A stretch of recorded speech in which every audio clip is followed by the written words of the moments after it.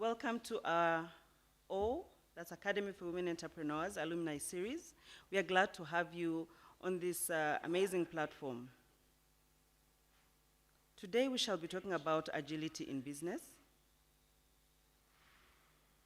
And we hope that as you continue to participate and you listen in, you'll be able to take your business to another level, to be able to adapt to the challenges that are being faced, especially today in such a volatile environment. What is O? Academy for Women Entrepreneurs, that is O in full, AWE. O is committed to providing women the knowledge, tools, and networks that they need to turn their ideas into successful businesses. It is a WGDP initiative. WGDP stands for Women's Global Development and Prosperity. This initiative was signed in February 2019 by President Donald Trump as a national security presidential memorandum. WGDP aims to reach 50 million women by 2025 through the work of the United States and its partners. WGDP coordinates all women's economic empowerment efforts across federal departments and agencies.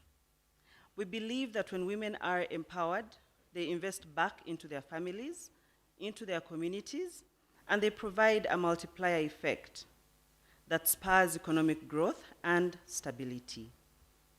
It is hinged on three pillars. One, women prospering in the workforce, which means improving access to education and skill. The second pillar, women succeeding as entrepreneurs, promoting entrepreneurship and increasing access to capital, markets, technical assistance. And finally, women enabled in the economy to be able to identify and reduce legal, regulatory, and cultural barriers that constrain women's full and free participation in the global economy. O is built around three main goals: to provide education resources, to foster networks that support access to mentorship, and connect women through existing exchange programs. O is glad to have formed partnerships in Uganda.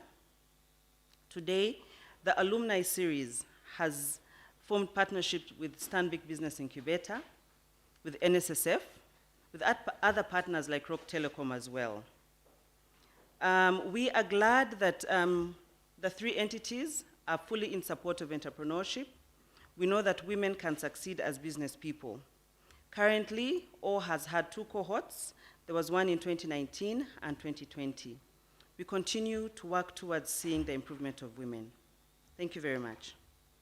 On our program today, we are going to have our keynote speaker who will speak, and then we shall have our panel discussion.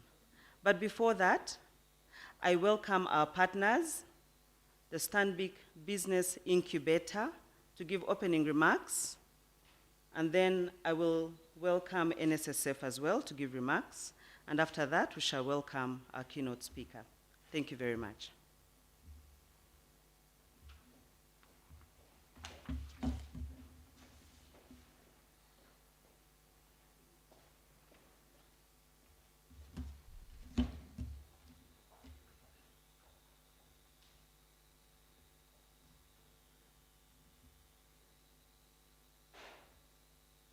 Okay, good morning, everyone. Our distinguished guests, our partners, O and NSSF, and everyone who is here, you are welcome to the Stanbic Business Incubator. My name is Linda Kamasaka. I'm the Programs Coordinator at the Stanbic Business Incubator. This is who we are, the Business Incubator. We are a trusted partner for the development of private sector in Uganda. Our mission is to develop strong, resilient SME and business leaders throughout custom-tailored programs for the business growth. At the Business Incubator, we are here to support SMEs in Uganda to make sure they improve in their growth, and we do this through so many partners. That's how we are able to partner with O and NSSF You are welcome to the Stanbic Business Incubator and enjoy the rest of the day.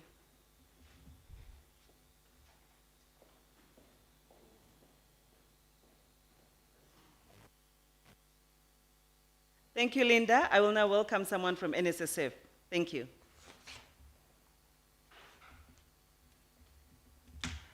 Thank you, Fiona.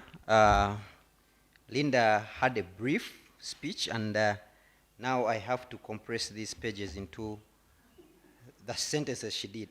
Apolomboa is my excuse me. Apolomboa is my name, and I'm the customer financial advisor at NSSF. That is just a fancy name for someone who looks at your money as you take it away from NSSF, you as a member. NSSF's role is to pick money from people. None of you volunteer to enroll for NSSF, but our mandate is to pick money from you, keep it for you, and then when you're of age or you fall into any other 5 categories, you receive it and you go on your way. And we are doing that. We are doing very well on that role. As for businesses, we also have a mandate to come to you when we pick 5% from our member. We come to you, the business, and we pick 10% from you as a business. But what is our purpose? Our mandate, we are really, really doing well on our role, which is picking money, keeping it, and giving it to you. But what is our purpose? We've been having quite a number of initiatives for our members, and I can say we are marking ourselves 100% on that front. But then what about our employer, the person who gives our member a job? What are we doing for them? Luckily, I will not labor to do so much of telling you that, because I'm privileged that on the panel, someone from NSSF is there, and we are going to be posing these questions. What is NSSF's purpose to me as a business owner? As a business owner, what is it? What is beyond you picking 10% from me? And we will discuss these. Our commitment is, as NSSF, we want to form a platform for markets, for resources, for progress for you business owners. Business owners are our customers. Our members are our members, but the business owners are our customers, and we pick members' money from our customers. So as our customers, we would want to give you a platform where you can market your goods, where we can discuss. We can have, when we have such initiatives like we are doing with all right now, and an incubator is, let's bring you people who have progressed in a certain aspect, and they share with you. So we are committed to keep doing this consistently as and how time allows, because you are very busy people. You need to dedicate quite a resource, a number of time, and number of hours to doing your own business. But let's also dedicate some hours to developing the businesses. And as NSSF, I'm here to share the commitment that we shall do that through our various units. Thank you so much for this partnership. Thank you so much, Incubator. Thank you so much, all the other panelists. Enjoy the rest of the program.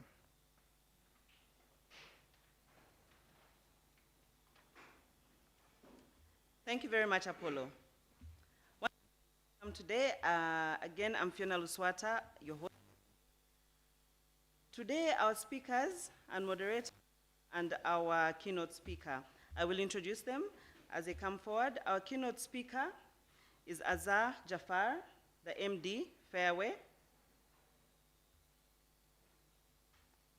Our moderator is Bob Oganga. He is the Venture Development Specialist at Outbox.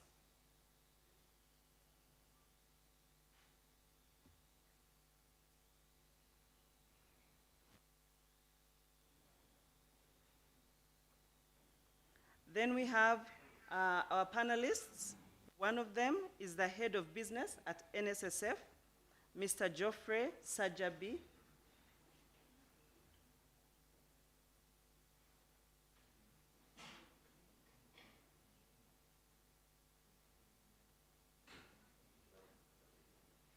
And finally, we have another panelist, Manuela Pakutho Mulondo. She is a 2018 Obama Leader, 2017 Mandela Fellow, a workplace gender equality advocate, an early childhood revolutionist, a founder, the Cradle, and an alumni, Fawe. Welcome. I will now hand the stage to our MD of Fairway to give the keynote speech, and after that, I will hand over the day to Bob. Thank you so much.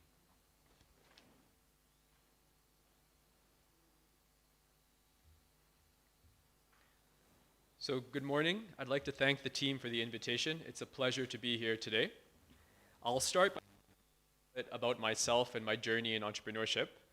I was born and brought up in Canada, and I used to come back and forth to Uganda from the early 90s. And it was here in Uganda at the Fairway where I heard my first taste of entrepreneurship. Our family decided to show The Lion King at the hotel, and being a young man, I thought, what can I do to earn some more money for the hotel? So I started off with a small popcorn stand. I packaged the popcorn in little bags and sold it for 50 bob each. That drive, that thirst, every time I made a sale, it was something that encouraged me to keep going. Throughout my high school career back in Canada, I struggled not knowing where I wanted to go. On one side, I was very interested in medicine and becoming a doctor, but there was always this thing inside me that said, no, business is what you should go for. Later on, I pursued a degree in finance, accounting, and entrepreneurship at McGill University. I went on to do my MBA at EA in Madrid, Spain, and did an executive MBA with Stanford Seed University out of Kenya. The path of entrepreneurship is one that most of us have chosen, and it's something that defines our life. Unlike a traditional job when you're working in a corporate world, you work your 9 to 5 and then you usually stop. But an entrepreneur's mind is constantly moving, constantly working, and constantly thinking, how do we improve our business? How do we move ahead? We are our own bosses. We make our own decisions, and the success is based on what we do with our company. Fairway Hotel, when I first moved here in 2009, it was completely run down. What used to be the top hotel in Uganda in the 90s was run down. It had been mostly abandoned. When you look at where Fairway is today, it's a top 10 hotel, and our restaurant is now ranked #1 on TripAdvisor, the Asian Fusion. We got there based on the way we ran our business, how agile we were, and how we listened to our customers and their demands. Agility is how we change and adapt ourselves and our businesses based on the environment around us in a positive way. And there's no better example than COVID-19. Something that disrupted not just Uganda, but the entire world and almost every single person and business. So I'll take Fairway Hotel as an example and show some ways of how we kind of were agile and moved past the COVID-19. For us, we started planning even before the government lockdown. Rumors of COVID started to come in around December, January, and by February, March, it was mainstream that COVID was here and it was going to affect our businesses. Fairway Hotel went into lockdown about a week before the government lockdown. We moved staff into the hotel. And based on this foresight and teamwork, that's how we were able to stay afloat. As other hotels were closing down, the customers from those hotels came to Fairway, and that's how we were able to survive. We changed our pricing strategy, realizing that guests were now not here for 1 or 2 days. They were looking for monthly or more than 1 month stays. We pushed deliveries. This whole Jumia, Glovo, the delivery service became kind of a revolutionary idea. But during COVID-19, it really pushed, and that's what helped restaurants and hotels stay alive.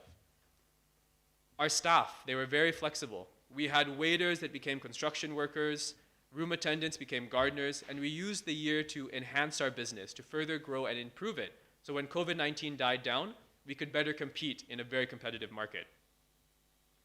We today are in a constantly changing environment. We have to be more efficient with our businesses to survive and to compete. There are others fighting for our customers' money.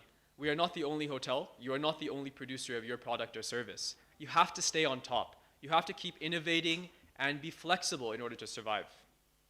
Whenever you think of your company, the first thing you do is to collaborate. You sit down with the leaders of your team and think, what can we do to do better? How do we improve our product? How do we give better customer service? Get feedback, not just from the managers in your team, but from the juniors. The juniors are the ones on the ground. Those are the ones in the field dealing with customers. They're the guys selling your product. Get their feedback before you make any change in your organization. Make changes quickly, but think it out. Some companies like to overthink every decision they make. By the time they've made a decision to change, the market has already changed. New competitors have come, new products are on the market. So don't take too long to make those changes. Get stuff done and always reassess. While launching a new product, get customer feedback. Ask your customers, what do you like about the product? What can we enjoy? That feedback helps you shape your service and your product. These are the questions you should each ask yourself when you're looking at your business. Are you aware of what's going on around you in your industry? There are magazines, there are platforms, there are blogs. Join industry-specific blogs to understand what's going on in your industry. Can you deliver your product faster or in a better way? Constantly try to become more efficient and more cost-efficient. Look at the resources you have. If you have a delivery man who's there doing deliveries in the afternoon, use his time in the morning to make him more productive. How fast do you respond to the changes? If a customer gives you feedback, do you take a day, 2 days, a month, a year to respond to this feedback? Always respond as fast as possible so the customer knows you care about them and you want them to continue using their product. This path we have chosen, you are the captain of your ship. You decide where you steer your business and how you go through those rocky waters. It is only you who will succeed if you take your business to the next level. Action is key to your success. Don't wait for others to do things for you. You must bring your teams together, be responsive to market change, and practice business agility to grow and flourish in what is already a very, very competitive market. I wish each of you the greatest success in your endeavors, and I look forward to seeing your products and services in every single household in Uganda. Thank you very much.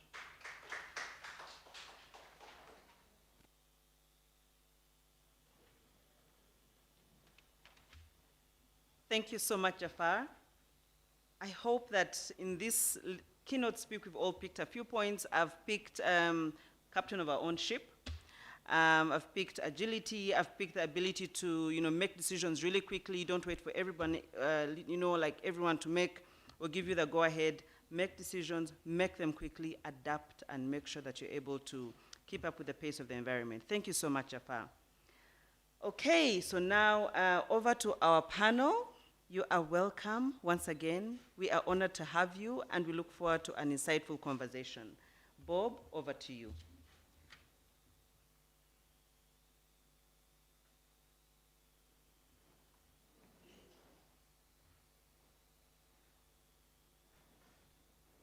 Thank you, Fiona, and good morning, everyone. My name is Bob. I'm really excited to be here. Just my key takeaways from the key remarks. One is your ability to repivot immediately. You identify that a storm is coming your way. And for Fairway, they identified that COVID was coming, and they were quick to listen. Sometimes rumors come, and they come to pass. Sometimes they just come to disrupt. And in this case, when they had the rumors of COVID, the other thing they did was to think about their staff. How do we make sure there's business continuity with our staff being safe at the same time for our customers? So they kept their staff within the premises. That was really amazing. The third thing they did was to think about the pricing strategy. Now, for an entrepreneur, it's really hard to change your pricing strategy out of the blue. But they knew in order to stay in business, it was very important to rethink their pricing strategy as well as their delivery strategy. He talked about Jumia and Glovo. That was one key turning point for many businesses. They had to rethink how they were going to work amid this COVID. And today we are excited to have an amazing panel that is going to share with us amazing things on how you can become agile or how can you repivot. But most importantly, what have they done to make sure that they're able to remain sustainable, but also make money in the long run. So join me in welcoming Ms. Manuela Pachutho. You're welcome very much. She's a 2018 Mandela Fellow. We're excited to have you. Also on the panel, I don't know how best to introduce him. When Apollo was introducing what NSSF does, we're all busy laughing, taking notes about how NSSF takes money from you without you accepting or giving them consent to take your money. But given the fact that it's by government, they end up taking your money without you even giving them permission. So on the panel, we have someone who leads business at NSSF. And personally, I'm very interested in knowing, what do you use our money for? Yeah. Huh? You know? Yes, you take a lot of our money, but where does it go? So I believe people out there who are listening in and watching, you're also interested in knowing. So I'm very excited to have on the panel Mr. Geoffrey Saja. He's going to be sharing with us amazing insights on how NSSF has been able to manage the different businesses that take in money with them, but also whether they have an investment arm. How has it been working to support different businesses? So to kickstart us off, I would like our panel, starting with Mr. Geoffrey, to introduce himself, who he is, why he's here, what does NSSF do? Because all we know is our 20%. But what do you guys really do? Okay, thank you, and hopefully by the end of this session, you'll know beyond the 20%. So my name is Geoffrey Sajabiwaiswa. I'm the head of business at the NSSF. NSSF, like Apollo tried to explain, is a scheme that is mandated by an act of parliament.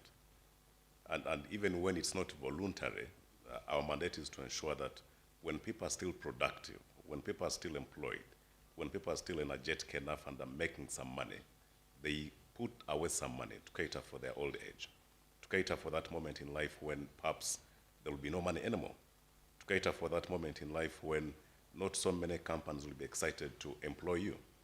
But even if you're your own employer, even if you're an entrepreneur, even if you're in business, there will still be that moment in life when perhaps you're no longer energetic enough to chase the ambitions of that business every day. So our mandate is to ensure that when you're still active, when you're earning, you keep away percentage of whatever you earn to cater for that time. Our model works in a way that we deduct 5% from what you earn. Your employer tops up that with 10%. So precisely put, for every 1 shilling that you save, your employer saves 2.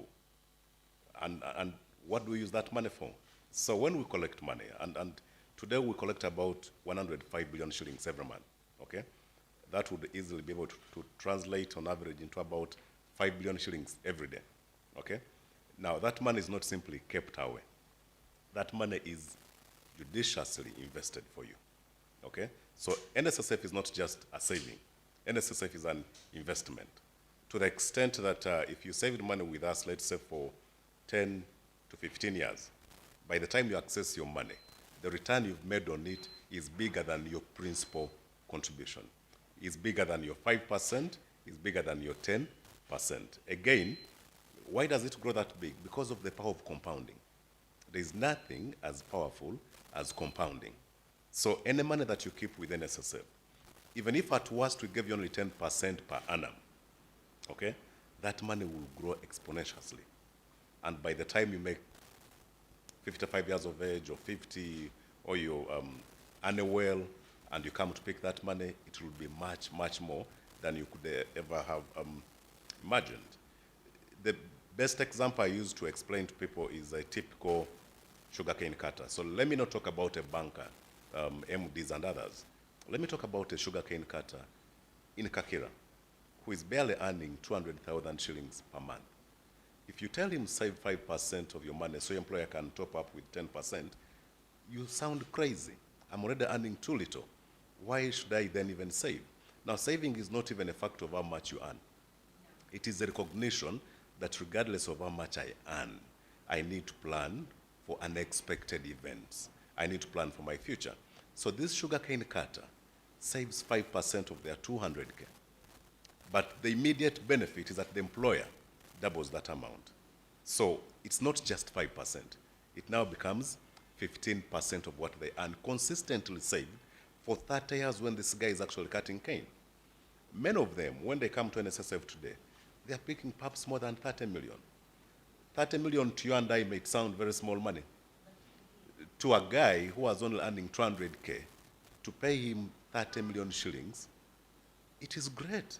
He will actually build his dream house that he could never have had. Now, for you, 30 million cannot build a house. This guy maybe needs only 4 million, and he will have a decent roof, okay? So our purpose is to make lives better. And you can't make lives better by doing nothing when you are still actively employed. You can't begin to think about retirement when you've got 1 year to retire. Even if you're doing your own business, you can't think about your old age at a point when you can no longer even be in charge of the business. So we make sure that people who are actively employed, who are still energetic, can put away some money. And the dilemma that we have as a country is that more than 90% of our members have only NSSF. So let's imagine it wasn't even a forced saving. It means that a big percentage of them who don't actually have any sort of saving. So the encouragement to our members is that beyond what you save with NSSF, what additional things are you doing to meet your unexpected needs? The reason why you began with the 20%, again, why people want to get their 20% is because that's all they have. It's because when you put NSSF away, there is no other saving. So today, if they send your child home for school fees, you're thinking about NSSF. Today, if your mother falls sick, you're thinking about NSSF. Because there is nothing else that we're doing. Our culture of saving is one of the lowest in the world. So the mandate of NSSF is that beyond just the 15%, we're now investing in initiatives that can enable people do beyond NSSF. We now do financial literacy for the members, not just because you're about to exit NSSF, but even when you're still young, even when you're still saving. How can we help you to make better financial decisions such that when COVID comes, you're not looking at 20% from NSSF. You're looking at being able to still meet some of your immediate needs without necessarily breaking your retirement pot. So that is what we do, and that's what we're passionate about. So we invest your money in largely 3 areas: real estate, equities, and fixed income. Thank you. Thank you so much. So I'll get back to you on how Omuntu wa wansi can get to save, that guy who grows cane in ginger. So in a moment, we can listen from Ms. Manuela, share with us who you are, what you do, and why someone should eagerly anticipate to listen to you throughout the discussion.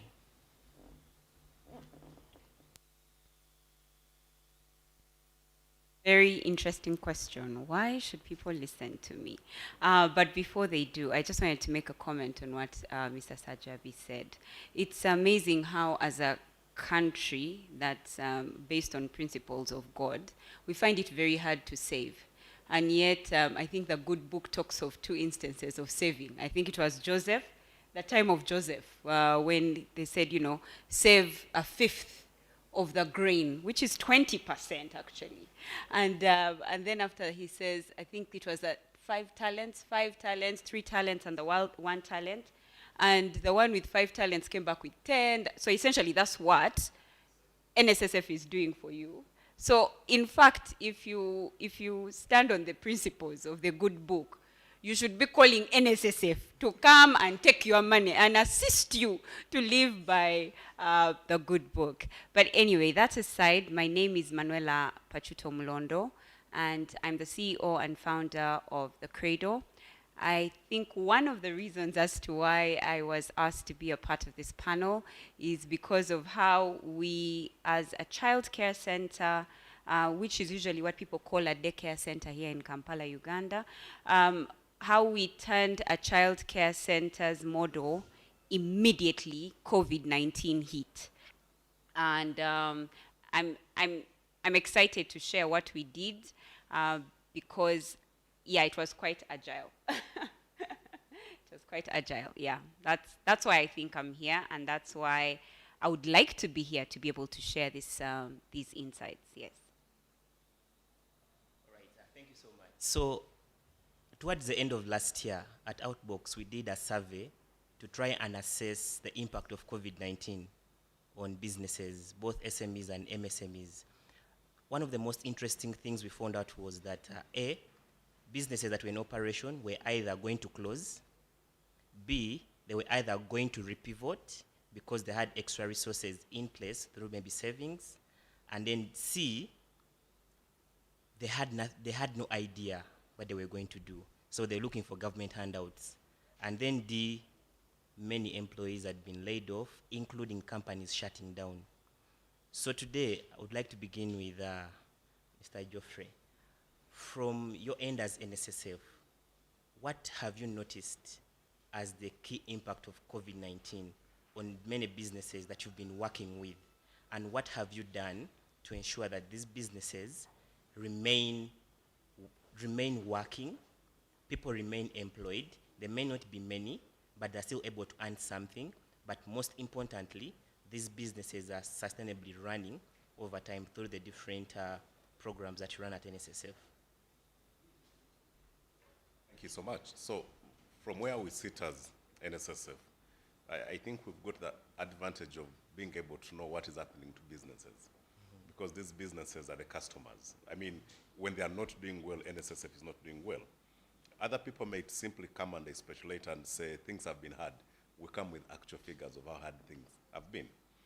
So there is no doubt that COVID hit most of the sectors badly. The most hit sector on our side that we've been able to observe is education. Yeah. Okay? Now, even before COVID came, education was posting a compliance rate of about 45%. 45% of schools were able to pay their NSSF on a timely basis. So you can see that it wasn't even great anyway. Then COVID comes in. That number fell to 13%. So only about 13% of schools were actually able to consistently pay their NSSF. But even the 13% were no longer paying for everyone. They were paying for simply a few people. I mean, not every school was able to continue in business. Some schools that were agile enough were still able to do some form of teaching online. But how many schools, by the time COVID came, had the capacity in terms of equipment, technology, hardware, software? How many of them had capacity to actually continue teaching? Very few. When you look at the manufacturing side, just like it is indicated in the budget, in the framework paper, manufacturing was growing at more than 10% annually. It is projected to grow at less than 4%. And it is one of the biggest sectors that contributes into the fund. Okay? Services is going to grow at less than 3%. Again, how many people do we have employed in the services sector? In terms of absolute terms, we had about 1,700 companies, employers, applying to defer contributions. They could no longer afford to pay contributions. And those are the ones that were bold enough to admit and say, look, guys, things are very difficult. We cannot be able to pay contributions. Majority didn't even bother to apply. You know why? Because applications were done online. So how many of them actually had the capacity to apply online? We were all at home and we told companies, you know what? Simply go online and make your applications. So only about 2,000 were able to apply. These companies were contributing about 24 billion shillings every month. That money wasn't coming. Okay? So you can see that there was an actual effect. Let's look at hospitality. Again, the keynote address was major on the hotels. These were largely hit. We saw many staff being sent home, okay? Completely being sent home. We saw people accepting a reduction in salary, okay? Now, you'll appreciate that NSSF is paid as a percentage of salary that you earned. So the fact that you didn't even earn the salary meant that there was no NSSF. So our compliance rate generally fell from 65% to about 20% at some point. We've now begun to simply see it going into the 40s. Now, we think these effects are still with us long term. You can't even sit here and think that within the next 1 year, things are going to be better. We saw for the manufacturing side, an entire global supply chain disrupted. Many of our industries depend on imported raw materials. They couldn't get them on time. Guess what they did? They sent people back home. We don't have many examples of the likes of Fairway that were able to think outside the box and say, you know what? Let our employees come and use some of these rooms. I mean, because these employees were actually paying rent where they stay. So if you come up with an idea and say, look, guys, we're not having great business at the moment, but other than sending you home, come and stay here. Now, but how many businesses were able to adjust and make things as fast as they did? So in terms of effect, it's been extremely big. The sector that we saw that was least affected is the agriculture sector. Again, almost partly given the reason that you've still got to eat anyway, okay? But even when it was the least impacted, it was also impacted in a way. When the schools are not open, it means that even suppliers of grain, even suppliers of beans are not in business. So where do you take your beans? And by the way, some of the things have got a short lifespan. So where do you take your posho? Where do you take your beans? So one sector being affected affects so many other sectors because it's an entire supply chain. So yes, at NSSF, through the numbers that we look at every day, we've seen an impact. Had it not been for COVID, today, we should be able to collect about 140 billion per month. Like I told you earlier, we're collecting 105, meaning that we are unable to collect about 35 billion shillings every month. That is quite some money. Now, in the past, when companies failed to pay, we expected to collect that money in form of arrears when things get better. What COVID has done is that we don't even expect arrears. Because look, I didn't pay salary. I sent people home. So there are even no salary arrears. You sent home and you told, when things get better, we will call you back. So we can't even say that the 35 billion will come in form of arrears. There is basically no arrears. But I think the second part of the question that you did ask was, so as NSSF, what have we done to support the businesses? We were one of the very first companies in Uganda when this whole thing hit that came out and said, you know what, we can give you an opportunity to defer your current NSSF obligations.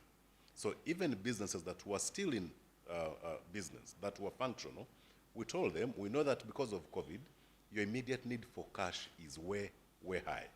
So other than you paying NSSF today, you can use whatever money it is that you have to reinvest in your business, and we can give you a longer payment plan in order for you to defer the payment of NSSF. So what that meant is that it gets a breather. So I've got 1 billion today. If I look at paying NSSF, paying National Water, paying URA, perhaps my business will go under. So why not use that money today to make my business better, knowing that when things are better, I can still pay this money in arrears, if there are any arrears anyway, okay? So that is one thing that we did. Number two, that even when the period that we gave them expired, we still went into longer payment plans, okay? So yes, we know that you're meant to pay NSSF on a monthly, but a business comes to you and tells you, look, my financials look like this, they are so bad. Can I be given an extended period of 2 years, of 3 years, and I structure my payments in a manner that is consistent with how much money I'm making? So again, we've signed these longer term payment plans to enable businesses to structure payments into NSSF in a longer way, such that they are able to remain in business. But also on the financial side, we've rolled out financial literacy. First, it was for the members, for the individuals. But now we're also looking at businesses. How do we support them? How do we help them? Other than you having to spend your money on training, can we as NSSF be able to come in and say, look, you are our good customer. If you need training in ABCDY, we can look for the expertise and we can be able to deliver that at no cost to you. Now, so we make you better, we make you agile, we make you be able to mind about your business without being too worried about some of your costs. On the real estate side, I told you that we're quite heavy on that side as well. Workers' House is a building owned by the fund. We also noticed that many tenants were unable to pay their rent.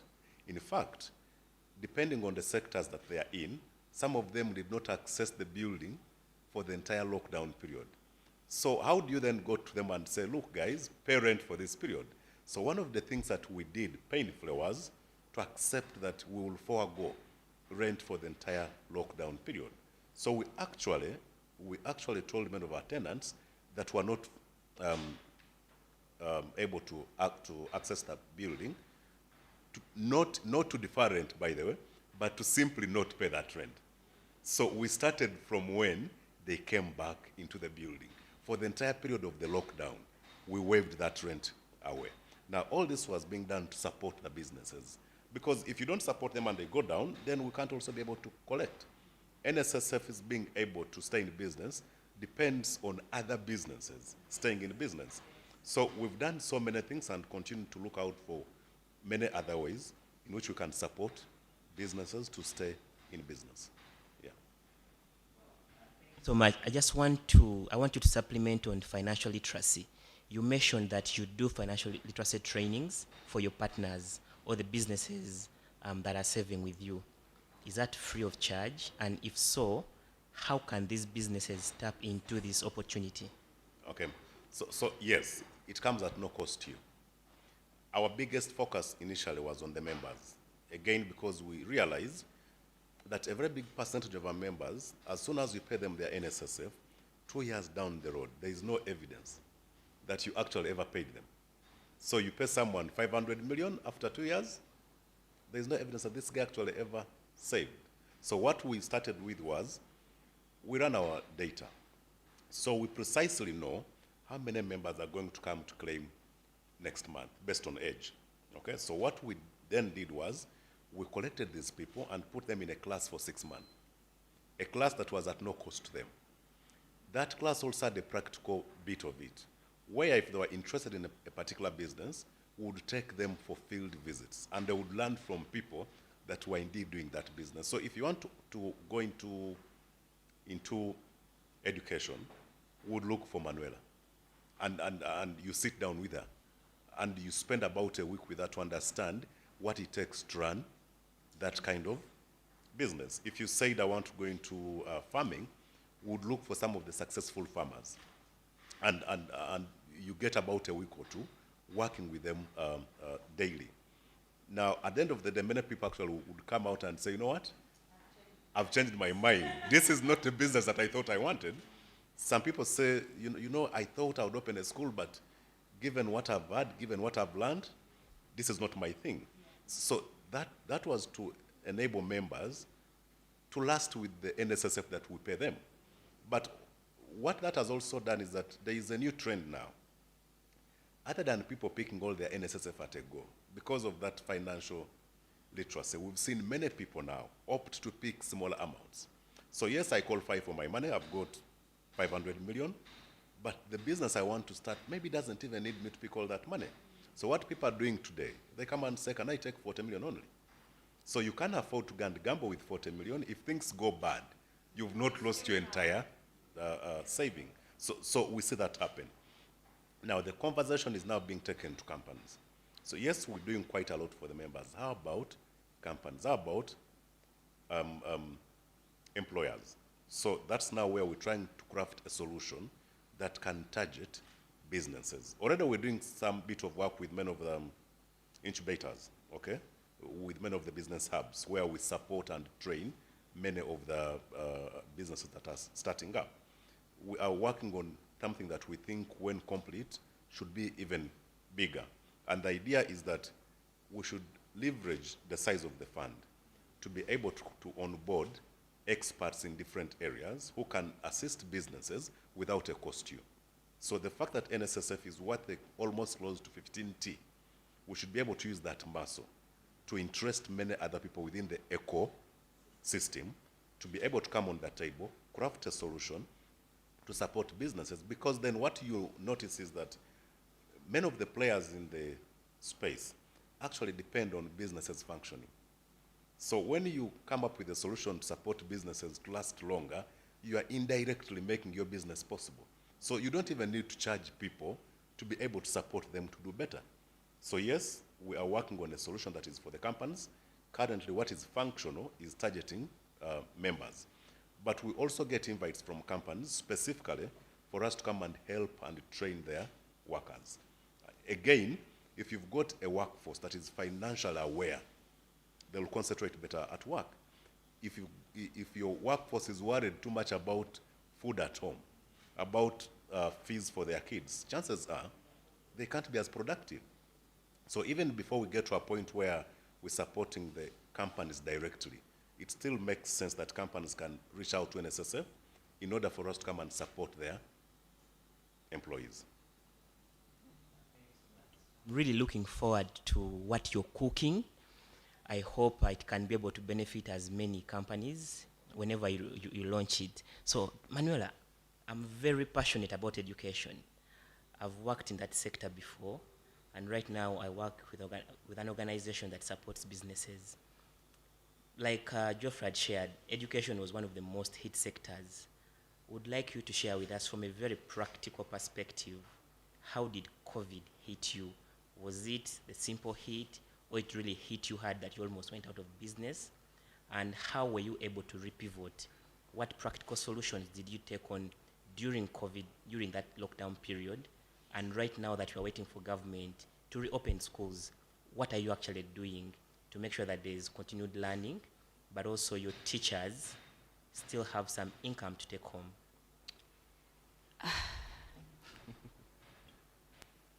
The way COVID hit the education sector, it was like a tornado. I know people call it, there was a virus, there was us, a tornado hit, a hurricane, tornado, everything hit.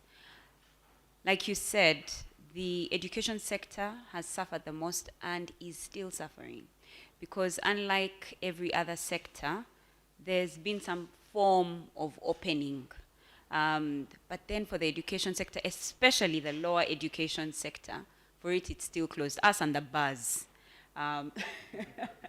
But I think the bars are trying to become like restaurants. But the education sector, the lower education sector, has possibly been the one that has suffered the most. I always say, and probably my greatest fear is that a year from now we shall not have nursery schools and daycare centers for children, because the period of inactivity, the period of no income is way too long that you can only do so much. You can only stay alive for so long. Most of the motivational speakers and the financial instructors and always tell us, just have rent for 1 year and ensure you can employ people for 1 year. Hasn't that always been the basic? Yeah, 1 year, 6 months to 1 year, 6 months to 1 year. Well, we are coming to past a year. So all advice that was ever given to those that even took the advice, now the year has passed. Now, March 25th passed. So we are now coming to April, 1 year, and no one told us what to do after 1 year, right? So it really, the sector is, I don't know, if everybody, I think they say that there's a trench and then there's a mwala, like there's a difference. So when everybody was in a trench, education sector fell in the mwala, like they're just flowing, nobody knows when this will come to a halt. I must say though that in a very interesting way, agility requires a certain kind of preparation, which is not what everybody tells you, because the way agility works, it says you should be fast, quick, and easy. Yeah, you should be able to think fast and think easily, or to do fast and do easily. But then I've found that there is a certain requirement for agility. Now, for the Cradle in particular, let me just share on a practical end of view.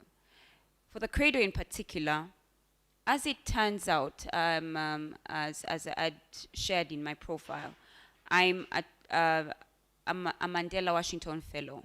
And I was lucky enough to have gone to Oklahoma University, where I took part, almost like what NSSF is doing with its members. I took part in a child care center, and I worked with the center for a period. Now, some of the things that they gave me was kind of like their manuals. Now they have their health, safety, and emergency manual. And in it contains what happens when there is a pandemic.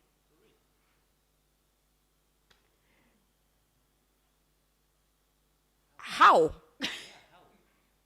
How? that their business continuity plan has a plan for what happens when there is a pandemic. And to make it quite interesting, it was a worldwide pandemic. Now, I don't think they ever thought that there would ever be a worldwide pandemic. But when you're planning for business continuity, you think of the absolute worst. Your plan should have, what if the world ends? How do we continue? Hey, how should we continue? Eh? What happens when the world has ended? How do we continue to make money? It's an interesting manual. They said things. I mean, Oklahoma is a place where there's literally no snow. But they had plans for what happens when there's a blizzard, what happens when there's a snowstorm. You're like, Oklahoma, please, when do you get snows? But they have planned it out. And so it was quite shocking for me one day, way before the pandemic happened, that I opened up this section, because now we're editing it with the team and, seeing how it applies to us, and we laughed ourselves silly. And we thought, wow, now you should have seen us in March, reopening the document to say, guys, we have the plan. We have the plan. We know what we are supposed to do. And it's funny that there was online learning on that, on their worldwide pandemic. They had sectional teaching, so like in homes. They had teachers going into schools, into homes, and were like, the plan exists for us to be agile. But in that process, I realized that there's 3 things that you need for you to be completely agile, apart from a plan. And that's that, 1, your leadership should be agile, so they come up with an agile strategy. Your people, your staff need to be agile, so they come up with an agile culture. So you have an agile culture in your organization. And then thirdly, you need agile systems. Now, that's where push came to shove. That's where the rubber meet the road. That's where stuff became quite interesting. I find myself to be extremely agile. However, my people were not ready. My staff were not ready, and my systems were not ready, even when the plan was there. Now you had people going like, Posy, how do they use Zoom? So how is Zoom? When is Zoom? Why Zoom? How Zoom? When? Whatever Zoom. Who said Zoom? Then internet, OTT. As now those 2 were the ones that we pretty much struggled with. And so for the beginning from March all the way to June, that is what we were trying to work out. Because that was the hardest part of everything. Now, unfortunately, the way our education sector works is that it's kind of the industry that people go to when they have not become doctors, they've not become lawyers, they've not become marketers, they've not become every other thing that they would have wanted to be, and so they end up in the education sector to teach the ones who will then become doctors and lawyers. And I really don't understand how that works, but let me leave that to you to judge and determine for yourself. You need to have somebody whose first choice was to educate, so that then they can educate your child to be whatever it was. But if they've decided that this is what they are going to do because they've not been able to be the lawyer, the doctor, now they're going to come and teach you. I mean, work that dynamic out. And so you had people who were just comfortable sitting at home. And also, I guess it's because of the kind of, I don't know if you've realized this, the millennial workforce is quite, it's quite interesting. I look forward to someone who can just tell us how to work around the millennials. I just thank God that I'm at that age, that like the beginning millennial, the first year of millennials, but I have some at least I'm so glad I'm not a millennial, which is quite interesting because I've seen what the work ethic is for the millennials. And yet they're supposed to be the most agile of all of us. So we struggled with that. We knew that we have millennials. Immediately they open Zoom, they'll be kawa. But no, then you found that they were having trouble finding the difference between work on the internet versus lounge internet. So I'm kawa doing TikTok and Instagram and making money off of that as opposed to working and then using these tools as to aid me or to aid my work. I would rather be on TikTok than get onto Zoom that helps me then to work. I'd rather earn money off TikTok than I would of using Zoom to, I don't know, help children play. So we went through that entire fiasco and then realized, now this is not just for me, but also for other players in the market, people had to go back to the old ways of doing things. Even parents didn't want to be on Zoom. Even children didn't want to be on Zoom. They were exhausted, they were tired because we didn't know or we hadn't used the fact that children's attention span in real life is 15 minutes and therefore on technology it's going to be lower, especially if you're not a cartoon, right? Especially if you're not an engaging platform for the children. So as opposed to us getting all of our literature and then superimposing it onto our technology and making it interactive, we started to just send the paperwork and then they would let me give you an example. So schools would send homework or schoolwork to children. And you would see it was a real circular, that the one that you used to have when you were in school. You remember that? The homework you would get. They would just get the paper and put it and then say we've gone online. And that's not online. Online is supposed to be interactive. So essentially, if you had put 2 plus 1, you're teaching a 7-year-old addition. 2 plus 1, 6 plus 5, 7 plus 3. And you want to put it online. Essentially, when the child gets the tab, they should be able to calculate 2 plus 1, 7 plus 3, and 6 plus 5 on the platform, on the tab. Not mommy and daddy coming and rewriting what you have put on the tab to now put here, for them to then fill in, for you then to take a picture, to then... You're not online. So the definition of online was also... It was very dilute. It was of those... depending on...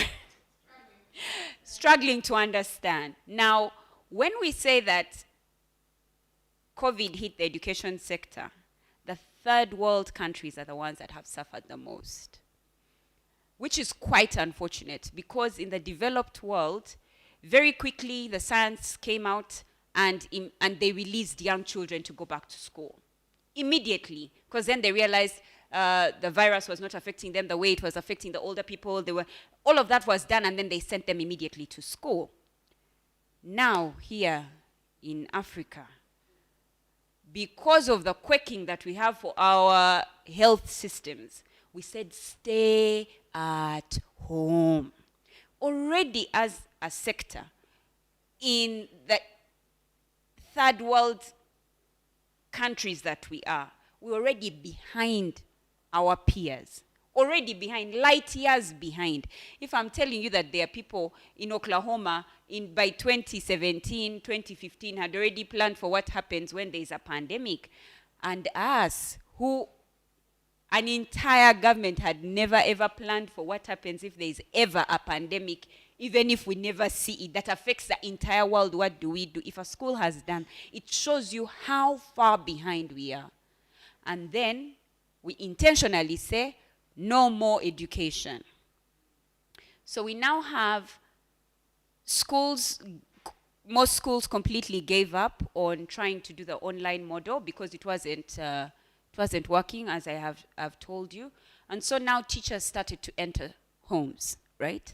Now the problem with that is the good thing for the teachers with that was now you parents were willing to pay a buck for it, because, and you are paying higher than schools were paying. In fact, now that they're opening schools, schools are looking for teachers. Hey, teachers, where are you?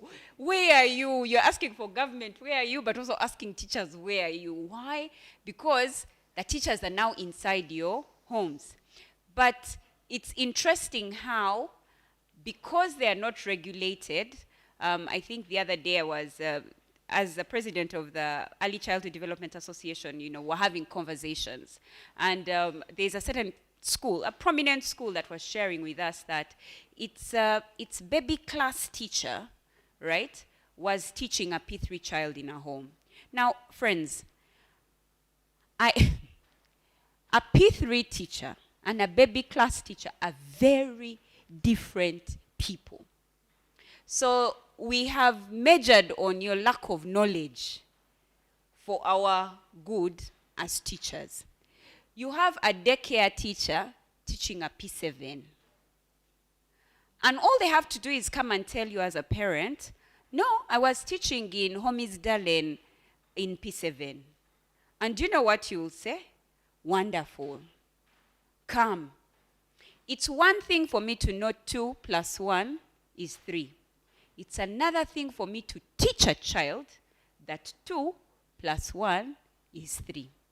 Now they are going to go back into school, and all of you are going to get shocked when they are telling you that your child is behind. You're like, but I paid money. I paid that teacher. They did term 1, term 2, term 3, and term 4. They even added, we had remedial class. And in fact, my child can do 2 + 1. But as when we check the fundamentals, we find that your child cannot. They've crammed 2 + 1, but they do not know 2 + 1. So for us, it's gone even past the effects of COVID-19, have gone past the financial side of things. We've gone up to what's happening to children themselves, intellectually, but also socially. The other day, I found my daughter very sad because she can't go to school anymore. Her school is international, but they've decided not to open. They're still doing online, so we're still doing homeschooling with them. And she was just very sad that she could no longer see her best friend.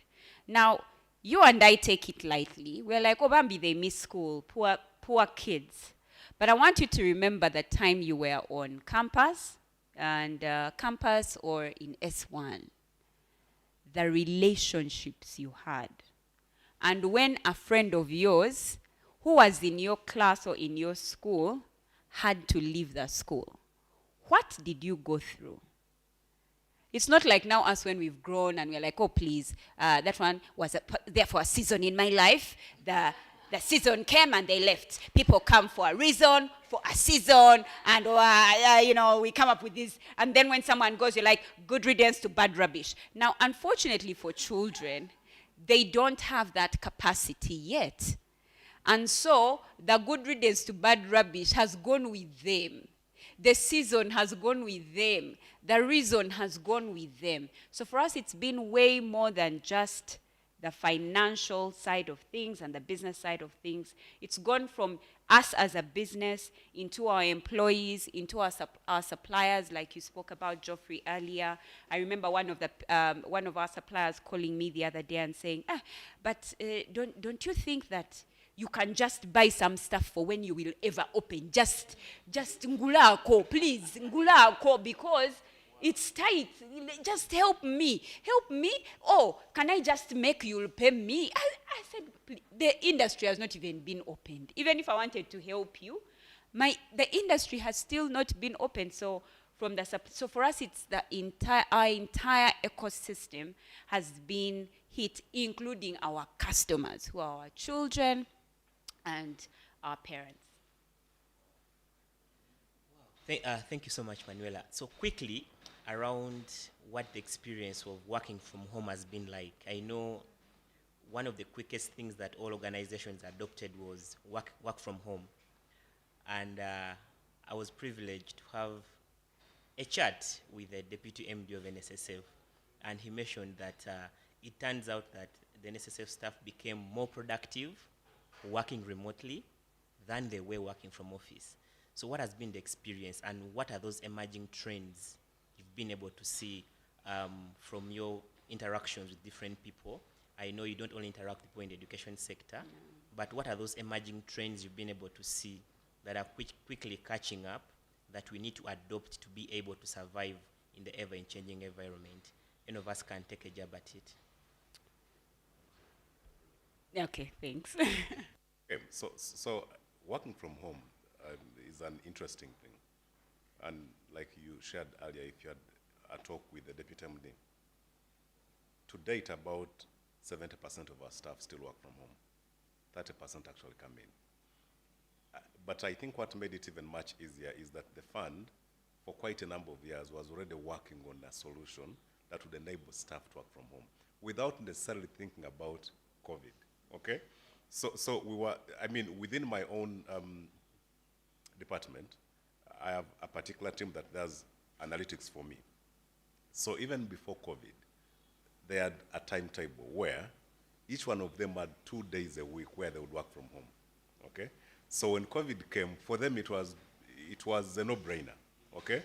But what do we observe? So if these guys are running your numbers, it does not matter where they actually sit. What you need is to empower them, give them the equipment that they need, enable them to have fast network regardless of where they actually stay. So what I noticed is that there were reports that I would get at about 8 or 9 a.m. I get them at 6:30. And I'm wondering, and these kids actually saying, no, but I used to get up at 5. The border is used, I still get up at 5. So when I'm bored, I simply open my laptop in my bed, by the way, okay? So I've not brushed, I've not had breakfast, but I'm on my laptop. Yeah. I've already started working. So 6:30, I'm getting the report for the day. Now, initially they would spend about 2 hours in traffic jam, okay? Again, depending on how far they, stay. In the evening, they're running to leave earlier. So they start working much earlier today, but also they end very late. So we run a report every week, which indicates that a good percentage of our staff work till 11 p.m. Okay, meaning they're at home, any sort of boredom they feel, they easily pull the laptop. So actually, depending on the nature of your work, working from home can give you way more, okay? Of course, we've got some roles also that find it hard to work at home. So those actually need to come in. But part of the challenge has been individuals that are so used to interacting with their friends, colleagues. You realize that an office is a place where you spend most of your time. Some people that you work with are more connected to you than some of your family members. So suddenly, you can't see them. So what people have started doing now is, if I stay in Tinder, other than working from home from Monday to Friday, I connect with my colleagues of Tinder, and we meet at a particular place where we are certain there is good network. Now, we shall still be able to deliver our work, but we're also able to interact. That bit of interaction is extremely key. It is very key, and you can't replace it. You can't. I remember one time when a colleague was leaving the fund. We were so used to holding what we would call farewell parties. Then we are told, guys, we're going to have an online farewell party, and they tell us to order the stuff that we would like to, eat and drink. So I'm at home, they deliver my wine, they deliver my bite, but I'm actually home. Even the staff that we're bidding farewell to is actually at their home. So we log on, but it's not the same. Suddenly we're all talking at the same time, and someone has to control that.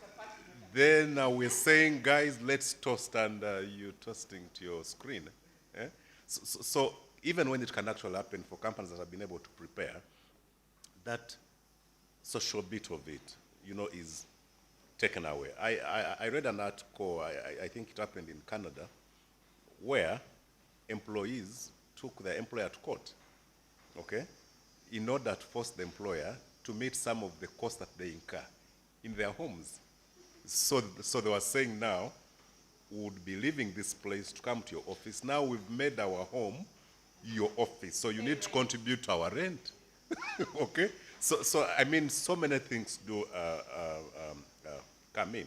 But there is no doubt that at no single point in our lives have we seen the relevance of people being able to work from anywhere, anytime, anywhere. The other thing that you tend to observe is collaboration. What COVID has done is that it's exposed the fact that you can't just be alone. You can't work, alone. Whether you're a business, you need to look within your ecosystem for people that are either like-minded or that have got platforms that you can plug in. Now, even when we tell people go online, go digital, there is a recognition that not every company, not every business has the financial capacity to actually do it. But there are also people that are doing it already. During the COVID time, I was doing certain exams, and everything was happening online. The university adjusted so fast that even my exams were actually done in my home, okay? Now, imagine I was doing an accounting paper. I'd never imagined that I would do accounting online, and this was actual online, not what she talked about earlier. This was actual online. So then we figured out, how are they going to even mark? So guess what they did? They knew that if you got help with the computation of the numbers, it would be easy. Anyone can help you to get the numbers right. What you can't easily get help on is interpreting those numbers. So suddenly, your numbers, getting the balance sheet right, didn't make much sense. So if there were 40 marks, getting the balance sheet right was about 5 marks. The 35 marks were you being able to advise a company that has those numbers on what it is that they need to do going forward, based on those numbers. But how many people are able to adjust that fast? But the other thing that I observed Geoffrey, so fast, remember, yes, they are not adjusting that fast. They already had that actually plan. they're doing it here. So when the time came, where their business It was very continuity easy. is already in place. That's what Oh, I was yeah. trying to explain when I went on phone. Yeah. They have a plan for what happens when. True. Already, way Already. before. So that's Yeah. what happened. True. Even the change in the format of the exam is already written how out it there is. that immediately they are not able to, and they have to be home, and they have to do this. We change the change it format like of this. the exams, and they will be in this format of exams. That's how that prior planning, way before the calamity or the opportunity or the threat comes through, is something that the developed world, like, And it works. it worked. Yeah. It worked. But also the other thing that then I observed was, even for that university, the platform that I was using for my exams and for my studies wasn't owned by the university. Okay? So there were about 5 platforms. You'd try out all 5, and based on your experience, you'd pick what worked for you. But guess what? The platforms were not owned by the university, so the university didn't set them up, didn't employ the guys that, ran them. They simply plugged into what was already in existence. And now that speaks to the businesses here. You're not going to be able to do everything yourself. There are things that some people are already doing better than you. You need to collaborate with them.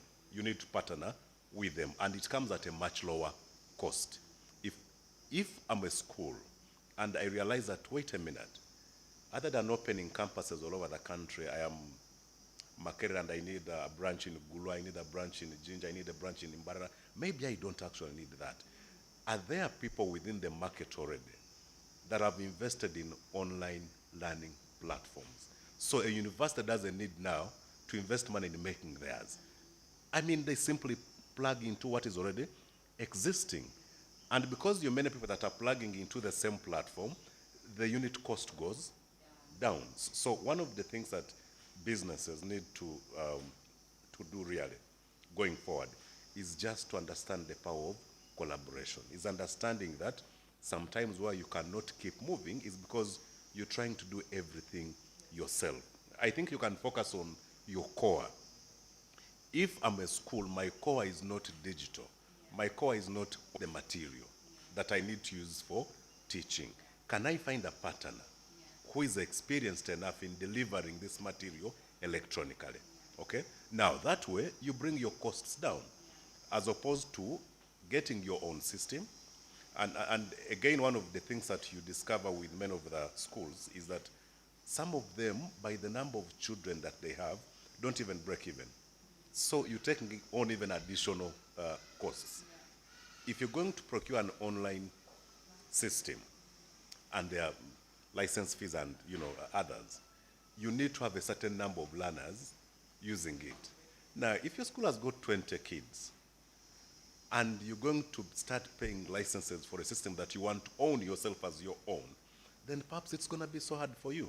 How about look out for a guy that has got that system already, and you simply plug in, and then it will become cheaper. So one of the key things that we note that people need to jump on is collaboration. You cannot, and I repeat, you cannot continue to think that you're very good at everything, and so you do everything yourself. There's a particular place I saw where even food for the kids was not being done by the school. They got someone whose expertise was just on food. So when it was lunchtime, they delivered food. The school didn't know how that food was being made. So you've got to look for people that can add value to your business, that are not necessarily part of the owners of that business. It's funny you're talking about that. There's this in the manual. They were delivering food to children at their homes.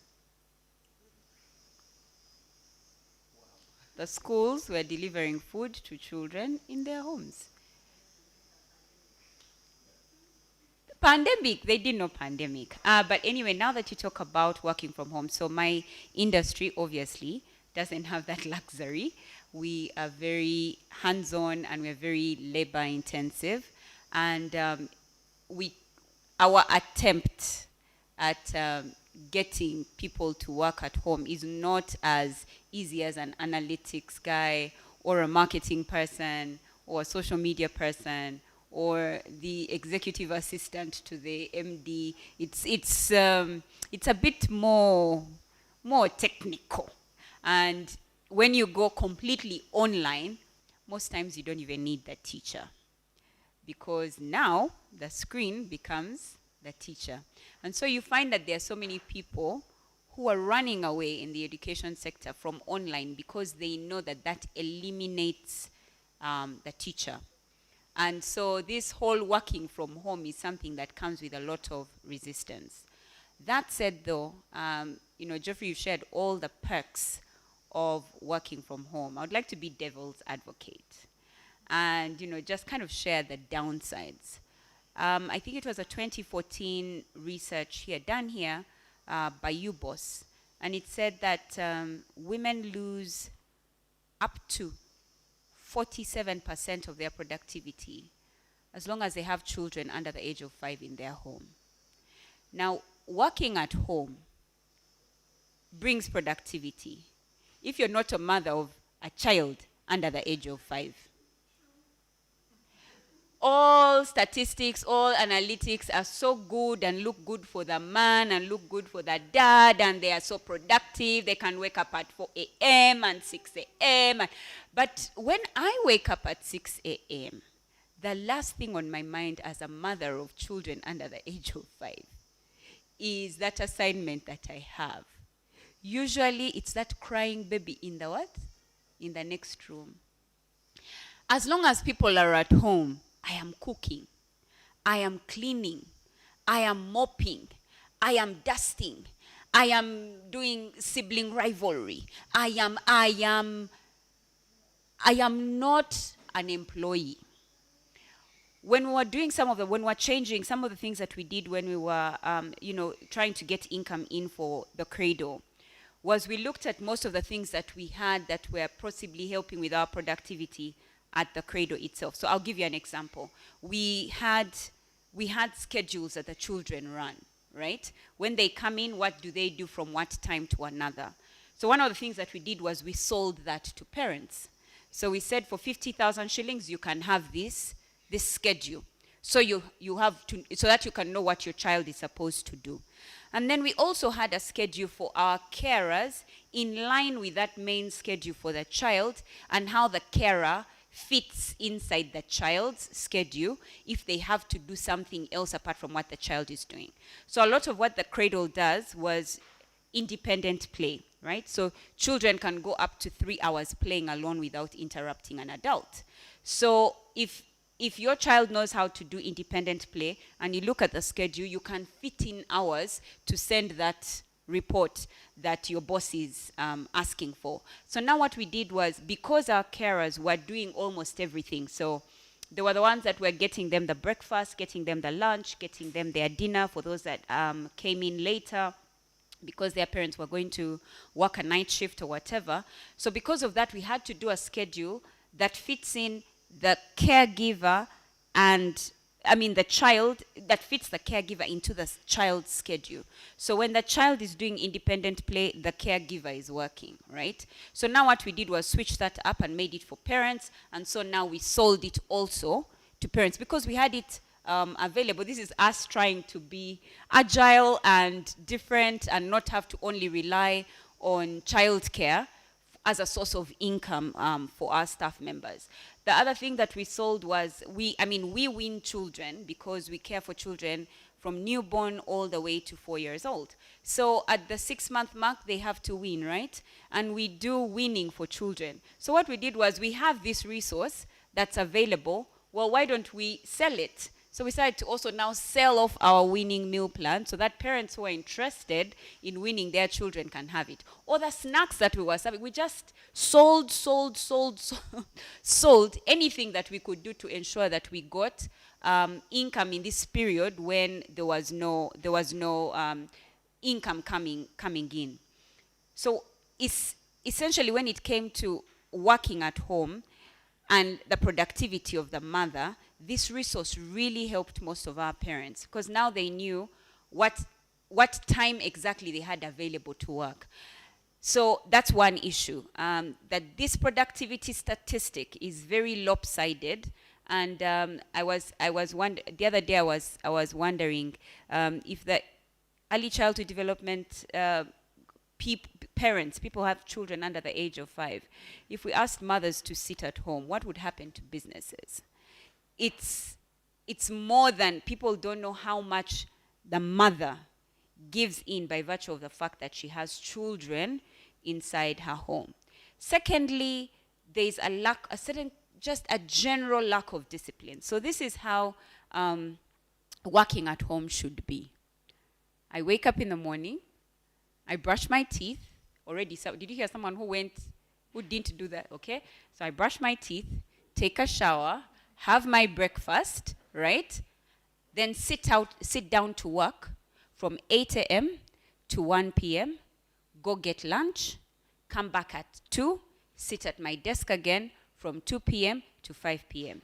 That's what essentially working at home is. I should be done with work by 5. Now, you have a population that already, when they were in office, had side hustles, right? So they are now at home telling themselves they are working on you, but they also work. Now in COVID, I think Ugandans opened up an average of 3 businesses in COVID, individuals, right? 1 to 3 businesses. Now they've added an extra hustle, right? They've opened YouTube channels. Whose time are they using? They're actually using company time for which they are being paid for. Of course, we can't blame them. I know there's certain companies that said just work Monday, Tuesday, Wednesday till Friday is all yours. Do all of your side hustles to increase on your own income. I think Watoto Church did that. To increase on your income, we understand that you have to take on second and third jobs. Organizations are unaware that there was so much indiscipline that employees were working for 2 companies. And up to now, they don't know. They just receive reports at 11 p.m. and say, yeah, can you imagine? People now work longer hours. No, they are now working 2 official professional jobs just because they are where they are at. So if already there's that general indiscipline in how we do things. Like, and so you can be sure that it's happening also at home. The third thing that I've found or I've recognized with this work, working at home, is that then you lose all sense of work-life balance. It goes out the window. You're trying to talk to your husband, your wife is, you're trying to make a call with your girlfriend. Email. Now you have the pressure to do what? To reply it, because it's now where it has come and found you where? At home. You're trying to find a balance. So what's going to happen is that in the future, some of the things that we've seen in the developed world that have encouraged working at home is that you have a lot of depression, a lot of mental problems. And so for many organizations, you need to get ready for this because it's coming. There's going to be very high divorce rates, very high domestic violence. Oh, well, we've all seen that. I don't know how many people I've met that broke up during COVID-19 because women are like me. I don't see my husband. My husband is on the laptop every day. Children don't see fathers. Fathers don't see children. Mothers don't see. So that's there's going to be a huge breakdown on our family structure just by virtue of the fact that there's work-life balance. That said, though, a lack of work-life balance. That said, though, there's people for whom they thrive in an environment of an office, and there's people for whom they thrive in an environment at home. I think the quick balance is for individuals as staff being able to recognize where they best work. Do I best work in an office setting, or do I best work at home? And not just because everybody's saying and there's so much noise around you about how beneficial it is, because I can send an email stark naked and nobody would understand. I can be very brilliant and I don't have to wear a suit. And so even you who prefers to work in the office and wear your high heel kakondo, put on some lipstick, you now decide that you're better off working at home. And yet deep down, you would prefer to work in an office. So for you as an individual, as a staff member, to be able to determine and say, I work better at home, not because that's what the world is saying, but because indeed I work better at home, or do I work better in office, and being able to tell that to your employer and say, you know what, Geoffrey, my line manager, as my line manager, to be honest, when I'm home, yes, I send that report at 6 a.m., but after that, I am on a movie. I'm having a blast. It looks like I'm more productive. I look productive here, but surely the truth is the whole day I've been watching movies, and so I spent the night awake to just ensure that this report comes in at 6:30 a.m. So allow me to come into office, please, because that's when I'll be. So at that point, we kind of have that balance, and you have less people getting depressed, less people. Me, if I don't wake up to dress up, I'm not okay. You can't tell me to work at home. It's not all right. Because my children see me wearing lipstick. What? They're like, Mommy, where are you going? So I'm going to sit here. So clearly, I don't thrive in a home environment. And it would be sad if I am told to stay at home. So if there's an opportunity for me to come out and meet my workmates and wear my high-heeled shoe and put on my lipstick and look smart in my tie, turn around in my suit, in my fitting suit that I spent money on because I want to look so good. Give me the opportunity to thrive also in my office. So that's how Let me just add a bit on the part of productivity. Yeah. Again, mindful. Yes, challenges do exist, but I think many companies, just like we've done at the fund, have moved away from looking at productivity from the point of view of the number of hours that our staff is actually online, okay? So if you're on my team and your mandate is to collect money from the voluntary space and you have a target of 4 billion shillings per month, okay? That is structured sometimes per week, okay? Now, on average, based on the performance trends, on average, I know how much you meant to have collected by, let's say, the third or fourth. Now, I do not care so much what else it is that you're doing. At the end of the day, if you're meant to collect 4 billion, are you giving me the 4 billion? By the way, I'm not even surprised. Yes, I know that many of our own staff could be doing so many personal things, and it is okay, provided you either meeting or exceeding your targets. The only kind of people that are in a space where they need to come in are people like customer service people. Because even when you go online, customers will still walk into the branches, so you need to be there to serve them. Now, if my role doesn't require that, and I'm at home, I shouldn't be seen to be productive or not based on how long I've been engaged. Have I delivered on what it is that I'm supposed to deliver? If you're meant to collect 4 billion and you give me 8 billion, I don't care how many more jobs you've been doing at your home. But yes, true, stress will come in, without a doubt, really. And at the fund, one of the things that we've been able to do is to link counselors to our staff. So is it, any sort of issues.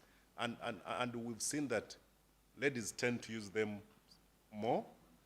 Men tend to, men take, I think, a little longer to sort of admit that I'm also having an issue, while the ladies tend to use the services. But without a doubt,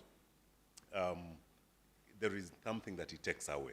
That coming to office daily and saying hello to your colleagues and talking about stuff that happened, some 2 weeks ago, and you can't have that. So there's need for that balance.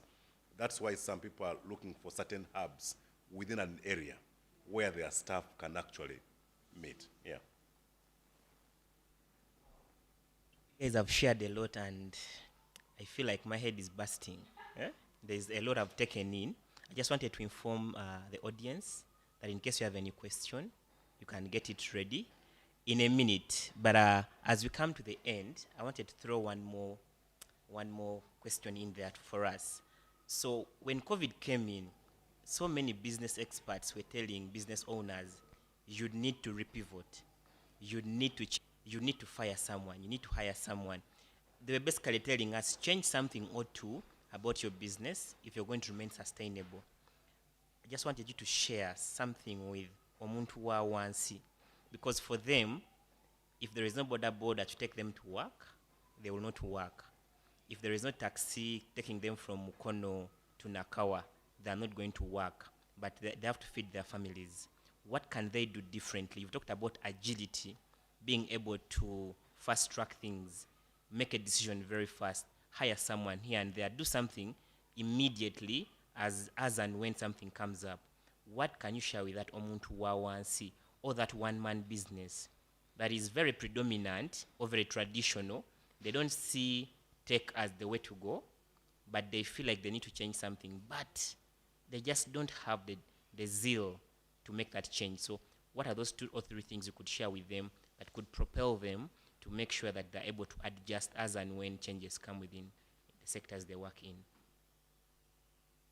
So, but you want us now to specifically talk about Omuntu wa Wansi, right? And I may not have the answers, but I hope that an example that I want to use can help someone. So COVID comes. My wife usually goes to the market to buy stuff, like once per week. So suddenly then government tells us we can't move, okay?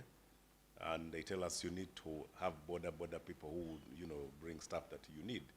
This lady in a market, and I'm talking about an ordinary market, begins to call her customers, people that used to go to her stall in the market. And she's writing down lists saying, No way. yes, calling them. She took numbers down. Yes. And now she's calling people saying, by the way, the week is ending. You last bought stuff on this day. Do you still have this? Do you still have this? I can get you this. And she's writing. Now, initially she was doing it in like Kambanyo way. So she calls and gets lists, and she packs those things and gives to a border guy, and they deliver. She was not waiting for customers to come because she realized immediately that customers won't come. She had a choice of also going home, abandoning the business.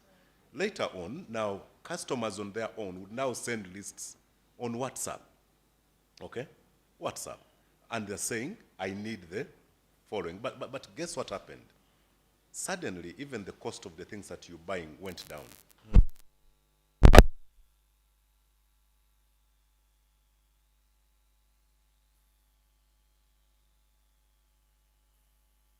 Place for buying fresh things is an asset.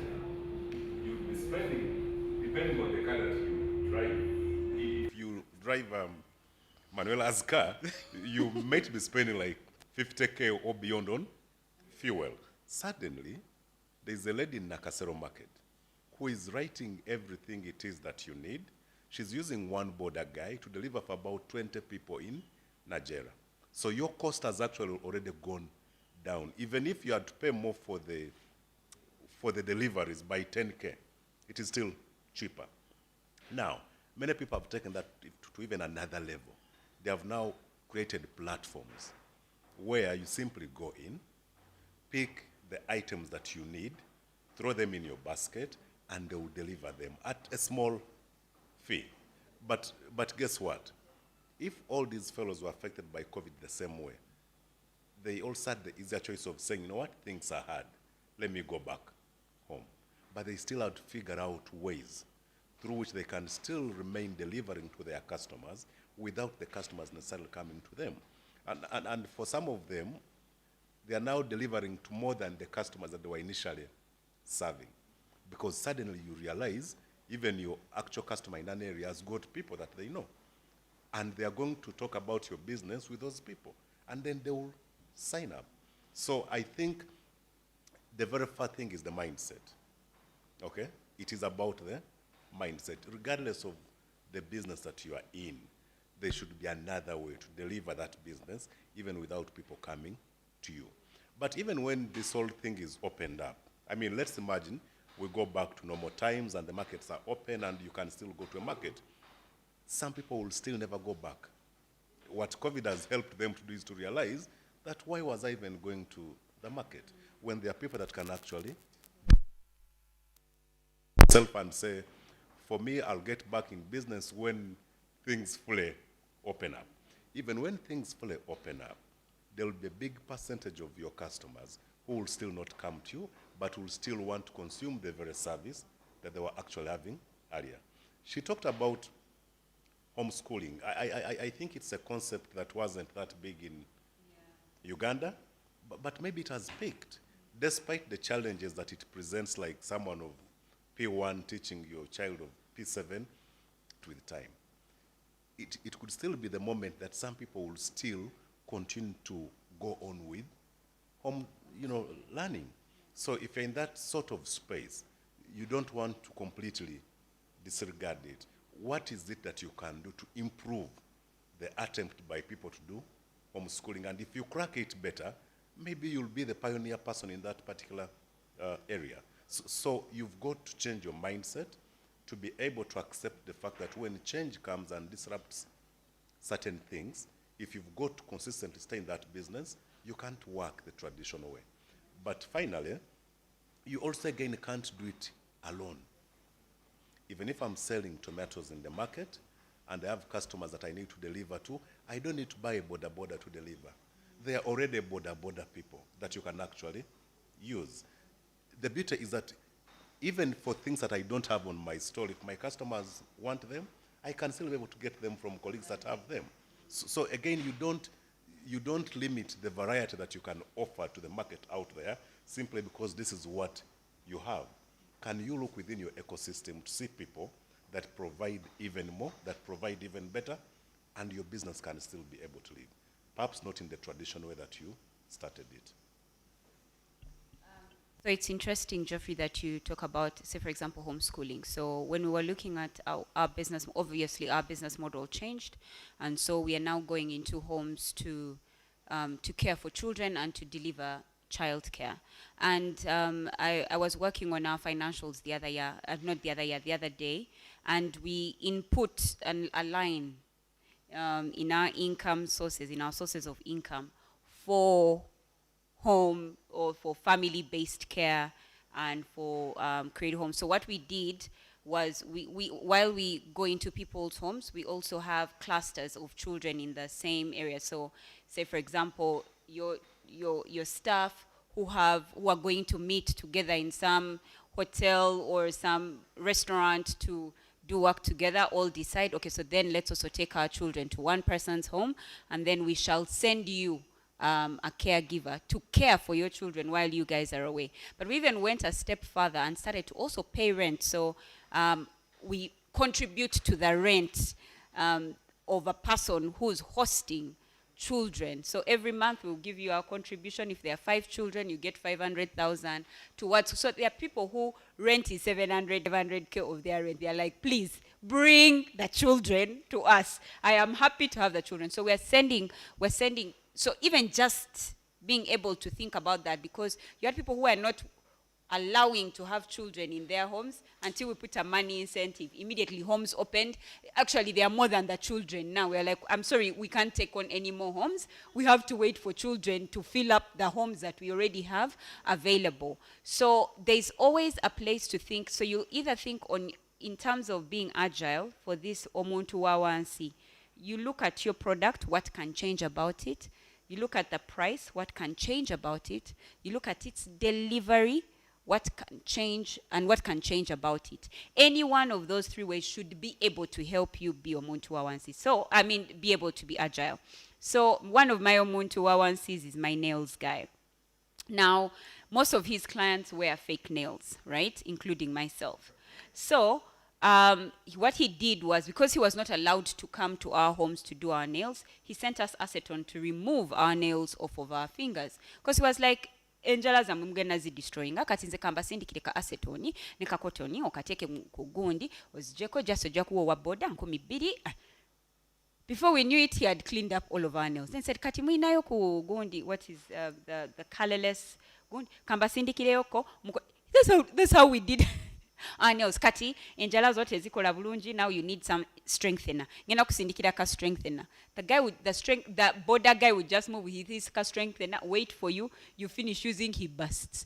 So in just that, even if it wasn't as much income as he usually got, he had somehow helped us care for our nails when now they were naked, because we were used to having things covering them up. For us now, all of a sudden, he had sorted that problem for us. The second muntu wawansi who I absolutely found quite interesting was my market lady. So my market lady always has my list, right? Because I think I've shared before, my list is the same the entire year, just the difference is in the weeks. So I never have to look. She just has to, this is week 1, I'll send madam this, that's what she'll need. So what she did for most of her customers, because she called me and said, Kati, madam, ebintu bigana chukamu. I asked her why. She said, Kati, omwana wange agenda kunyamba. So she got her child on in secondary school, who obviously knew what to do with things like Instagram, Facebook, whatever. She told me, Kati, tuinayoko ka page awo ku Instagram. I went to Instagram and the page was there. I was like, wait, hold up. And this is a child who's in secondary school. So if you're omuntu wawansi, you don't like technology, be sure your child loves technology. Put them on, say, take, and put me there. So I found it quite interesting what the child was able to do with just access to this, you know, as a omuntu wawansi, just how she could be agile in that time. And if anything, I would say, if you're omuntu wawansi and you can't manage, ask somebody. Ask your child. Most times they'll be able to help. Do we have any questions from the public?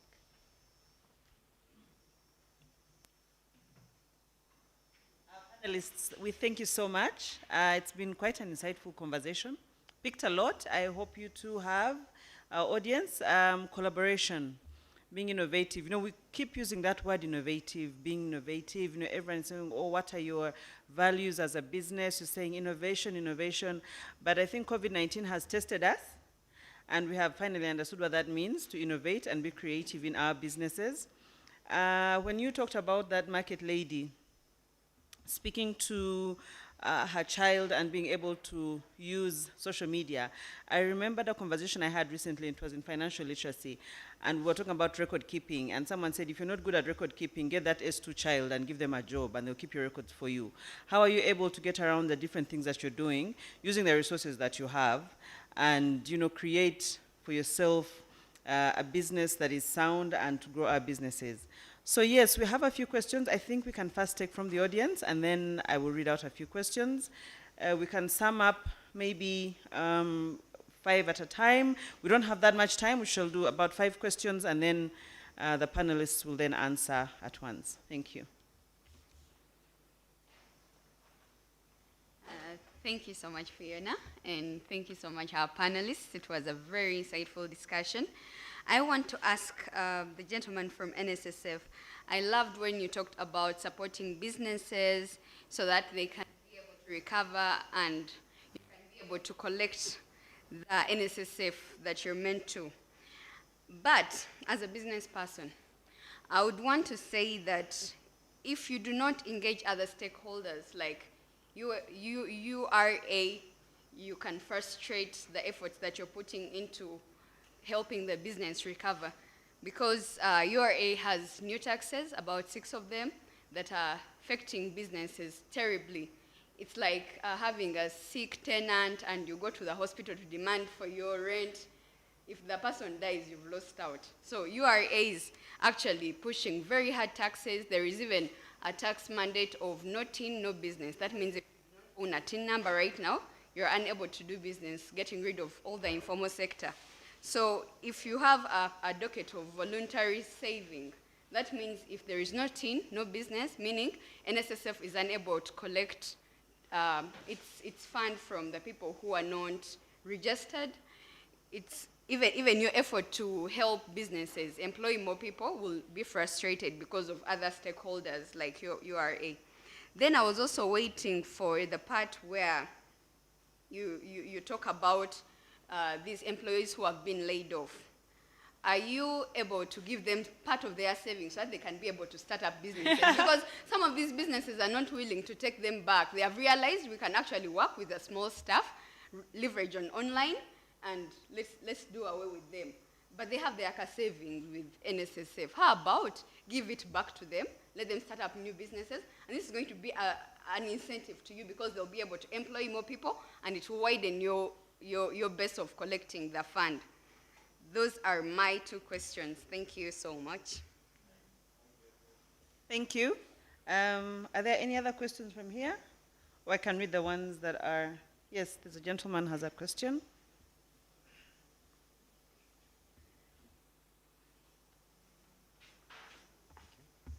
Thank you, panelists. It's a very great discussion. So we were talking about Omuntu Wawansi, and then I remembered the millennial group of guys. The reason why I remembered them is these are 2 categories of people who you really have to take time understanding. Yeah. And it's getting more crazy at workplaces, especially for startups. And worse still, we're in this period of time dealing with a pandemic, and then you've got a group of people who are the microwave generation. That means they want things fast. They want that promotion fast. They want to earn 5 million shillings by, 2 years of working within an organization. So you have this high turnover, you have this group of depressed individuals or so on.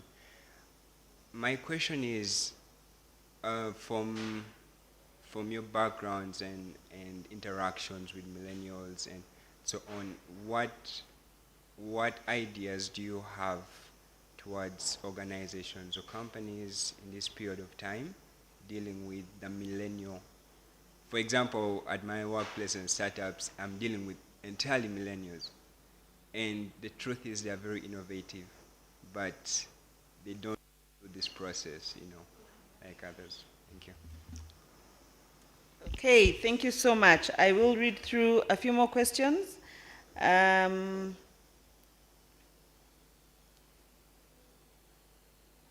Okay, NSSF.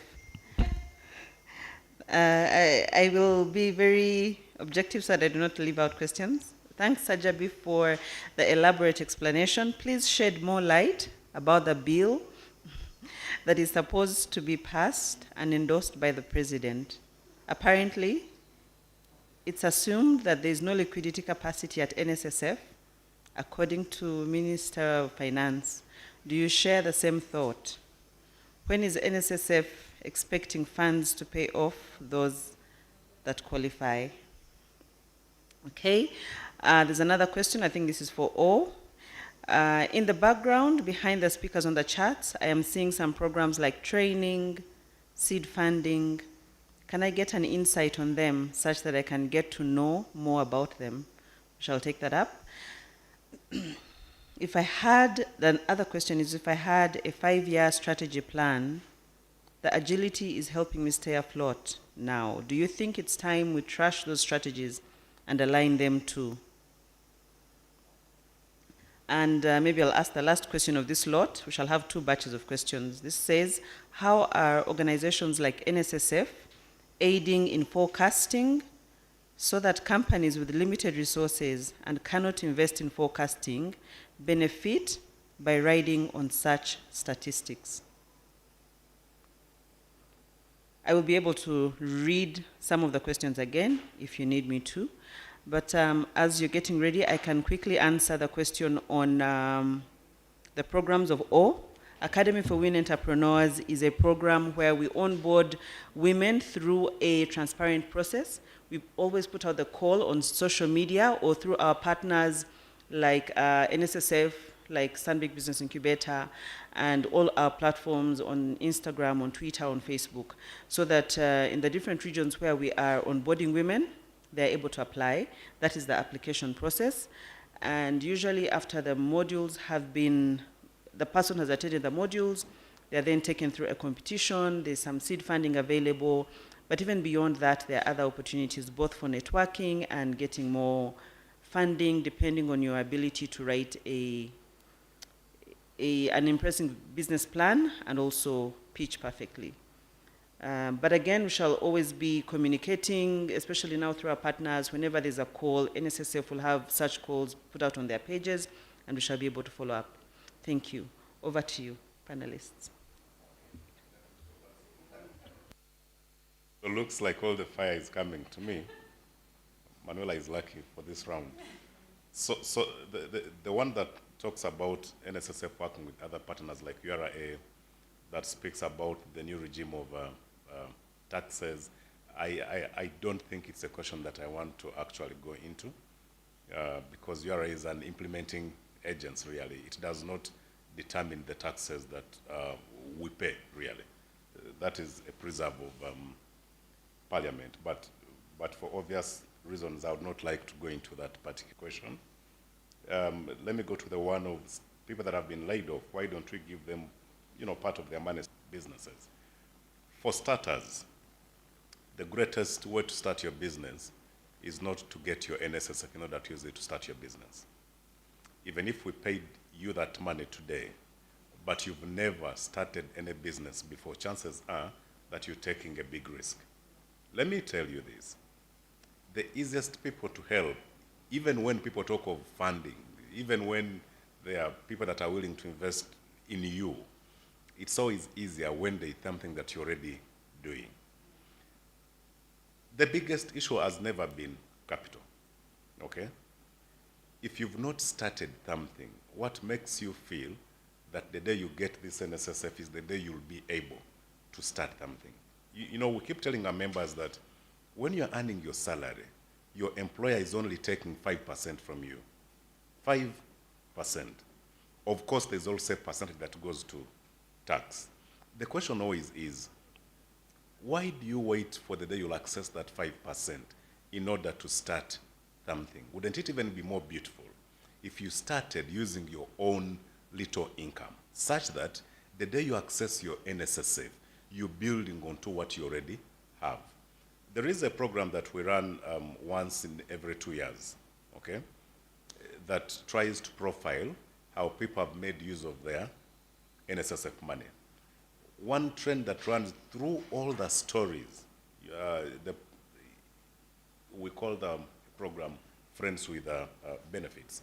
But one consistent theme has been that all the successful stories were people that accessed their NSSF when they had already started business 10, 20, 30 years ago. They were looking to expand.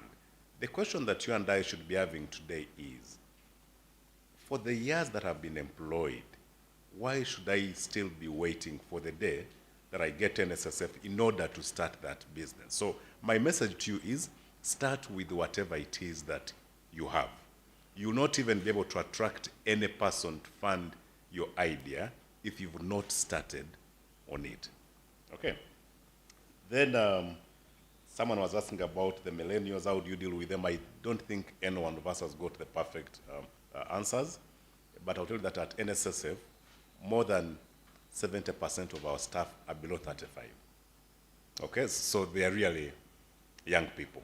One of the things that we've tried to do is to give them an environment that can enable them to think. You know, they like to come up with new stuff. So we've got an initiative, an entire initiative, where people bring their ideas and they are tested internally, okay, before you can think of going, you know, big. Such that if those ideas are not great, they die before you put in a lot of, you know, money. If they are great, they'll actually come through. But sometimes even an idea that dies today might, you know, after a year or two, come through. So just the ability to give them an environment that enables them to think.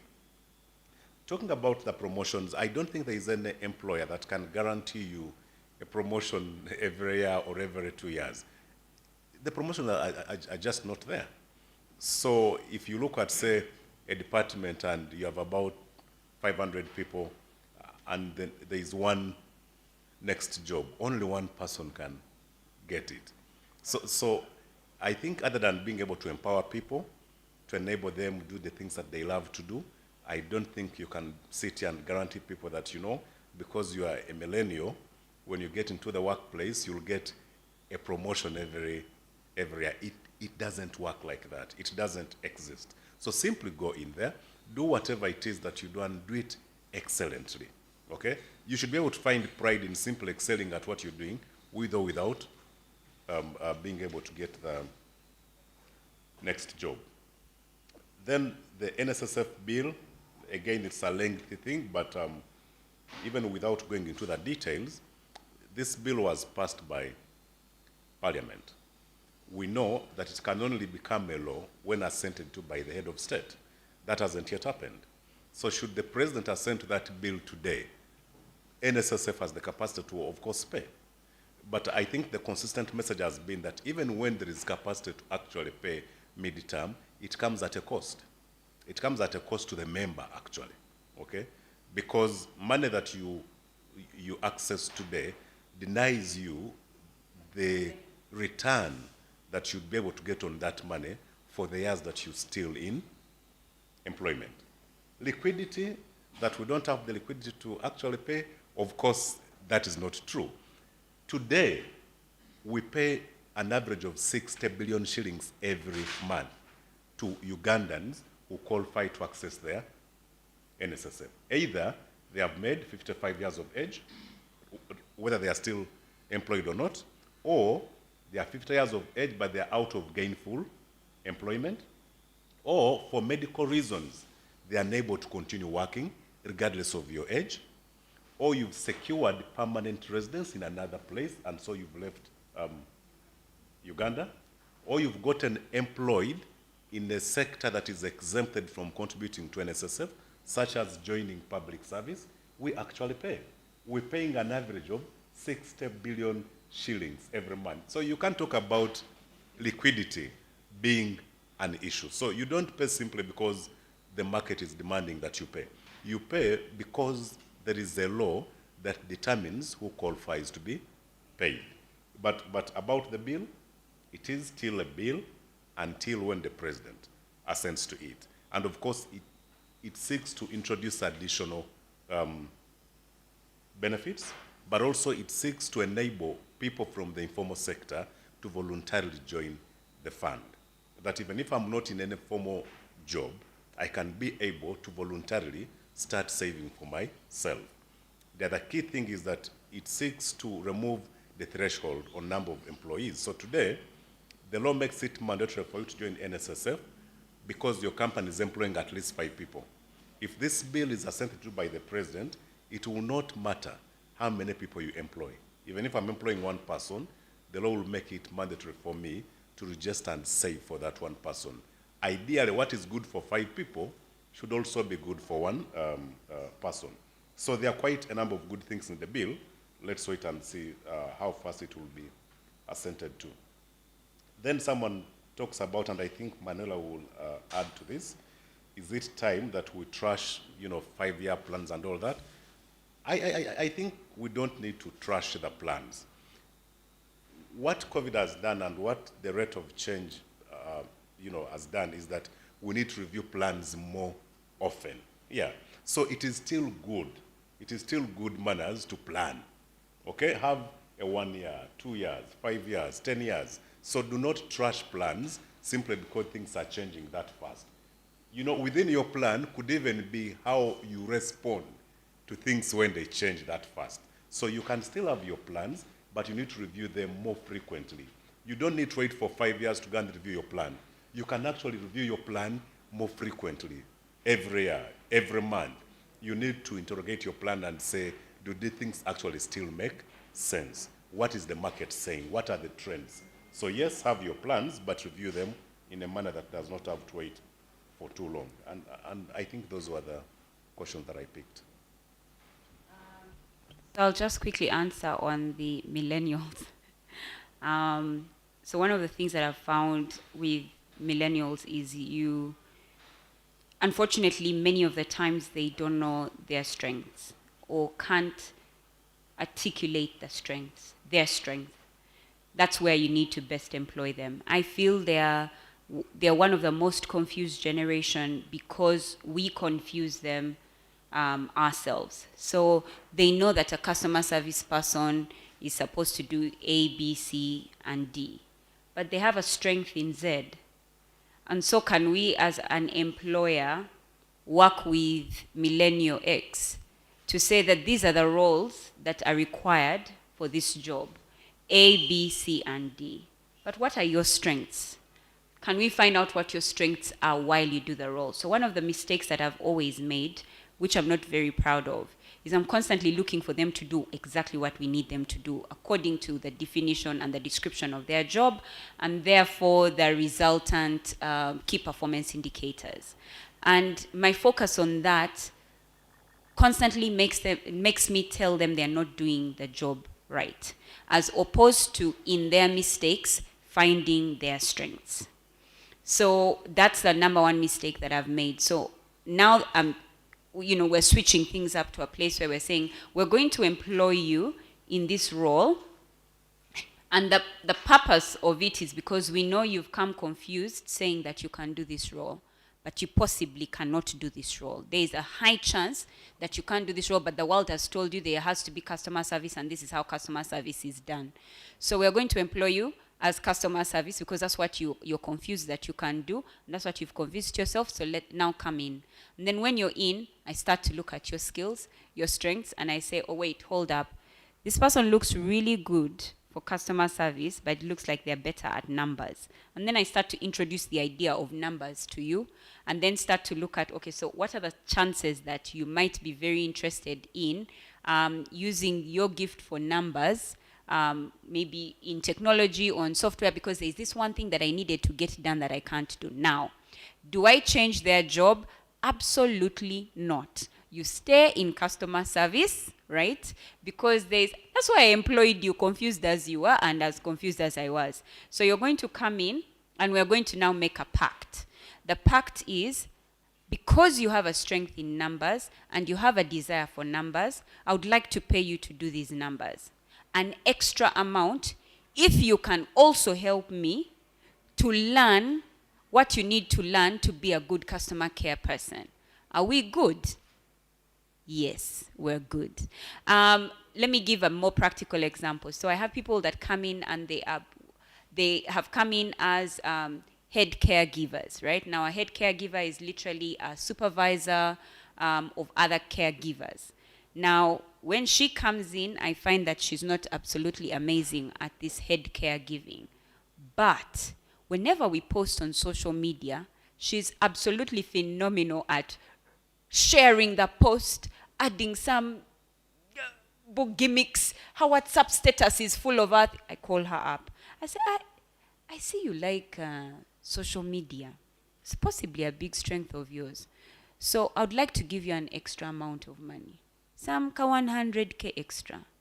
Do you think you can help us run our TikTok account? Because I don't have TikTok, so I ask her to do TikTok. Or I have another one who writes really amazing stuff. Like when we tell her to write a lesson plan, she writes paragraphs, almost like blogs. So I call her. So why don't you write for us our blogs on our website? Why don't you write blogs? Why don't you write emails to our customers? I want to give you an extra 100K.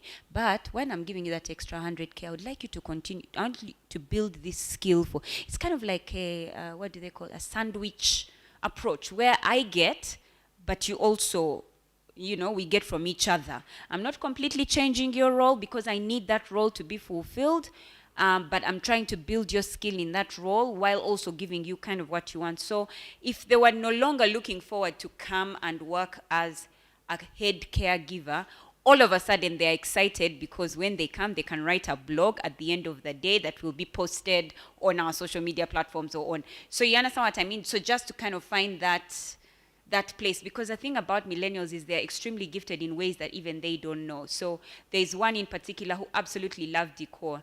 And I had professional decorators. But now I had to switch things up and say, you know what? So you're a caregiver who absolutely loves decor. So for every event that we have or for all of our themes, you're the one that's going to do them for an extra buck.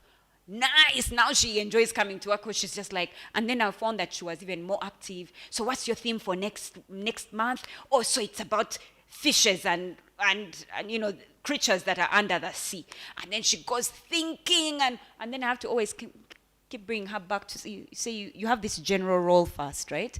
Then there's also this one as an addition. So kind of to find that sweet, it's like sweet and sour pork. Like you're like, okay, I'm not having pork, but it's sweet, but it's just there, you know, just there, and they're having it. Then the other one is on strategy, and I think that was well answered, Geoffrey. There's no way you can move without a strategy. A strategy is what tells you that I'm trying to get from here to go to Serena. How you get there might change, but the plan to go to Serena should still stand, right? If you find that to go to Serena is your first stop before you get to the airport, that's fine. Can your stop change from Serena to maybe Garden City? Absolutely yes, right? But there should always be a strategy. Where are you going? How you get there is what might change. However, I know that this question was asked because I talked about the people who there's a planning ahead for things like blizzards and I don't know, viruses and whatever. There's a difference between a strategy and a business continuity plan. A huge, huge difference. A business continuity plan says, no matter the circumstance, can we continue to exist? Can we continue to do business? So it says that because we want to have continuity, we're now going to teach, I think Fairway was on that was saying that the waiters became gardeners, the waiters or the cleaners became whatever. So are you building skill? That is a business continuity plan that come the day your gardener is sick, you can continue business. Just the other day, I went into a salon for which there was only one person who could plait because two other people had left, right? And only one person could plait the entire day because nobody else, the cleaner couldn't plait, the receptionist couldn't plait, the business continuity to yourself. If my God to come today, what do we do? Now we need to go and learn some basic security. We need to go and learn some, and to constantly do that. People used to laugh at the fact that our security guards used to take part in our caregiving training. Business continuity. Now, if you came and we found that, I remember there were times that children were not comfortable being with other children, we were very happy sending them outside. there was a guard who knew everything about early childhood and childcare, and he was engaging the children who were refusing to enter inside class. And then the children absolutely loved the guard because of what he would. He had his storage of toys for the children. You understand? So that's business continuity. How can your business continue even when that computer has crashed? What's the plan? Have you seen people when their computers crash? They sleep at the guy who's repairing. They sit there because business can't continue unless. So you should be in a place where you're asking yourself, if my computer crashes, my phone crashes, then what? What's the plan? I know many of us I'm asking and you're like, oh dear, I don't have a plan myself. Thank you so much. We have come to the end of this conversation. We had so many questions, but unfortunately I don't know what happened to the time. I believe the conversation was great. I always say when you don't notice the time, then the conversation was amazing. So we thank you, our panelists. Maybe 1 minute of a closing word from each of you, and then we wrap this up. So my 1 minute still goes back to saving, okay? Regardless of whether you're a member of NSSF or not, you need to find yourself a space that enables you to save part of what you earn. The things that are on the market today are so great and tempting that you would like to spend way more than you actually earn. But you need to plan for that time when your income is no longer that great. You need to sacrifice, you need to make some sacrifices today so that 20, 30, 40 years from now, you can still live a decent life, even when you're no longer earning. So please save, save, save. Thank you. My parting shot is to learn from a housefly. And I'm talking about the house, not the blue one. The other black little one, you remember it? You can't catch it. You can't chase it. No matter where the danger comes from, it will always find its way out of your grasp. No matter what threat, internal, external, my hope for every business person, especially here in Uganda, the most entrepreneurial country in the world, is that we will find a way to escape. Thank you so much. I want to again thank our moderator, Bob. I want to thank Emanuela, Geoffrey, for being amazing panelists. Thank you for throwing light on agility. Agility in business, I think that's what everyone is talking about now. How are you able to be agile and thrive in this environment?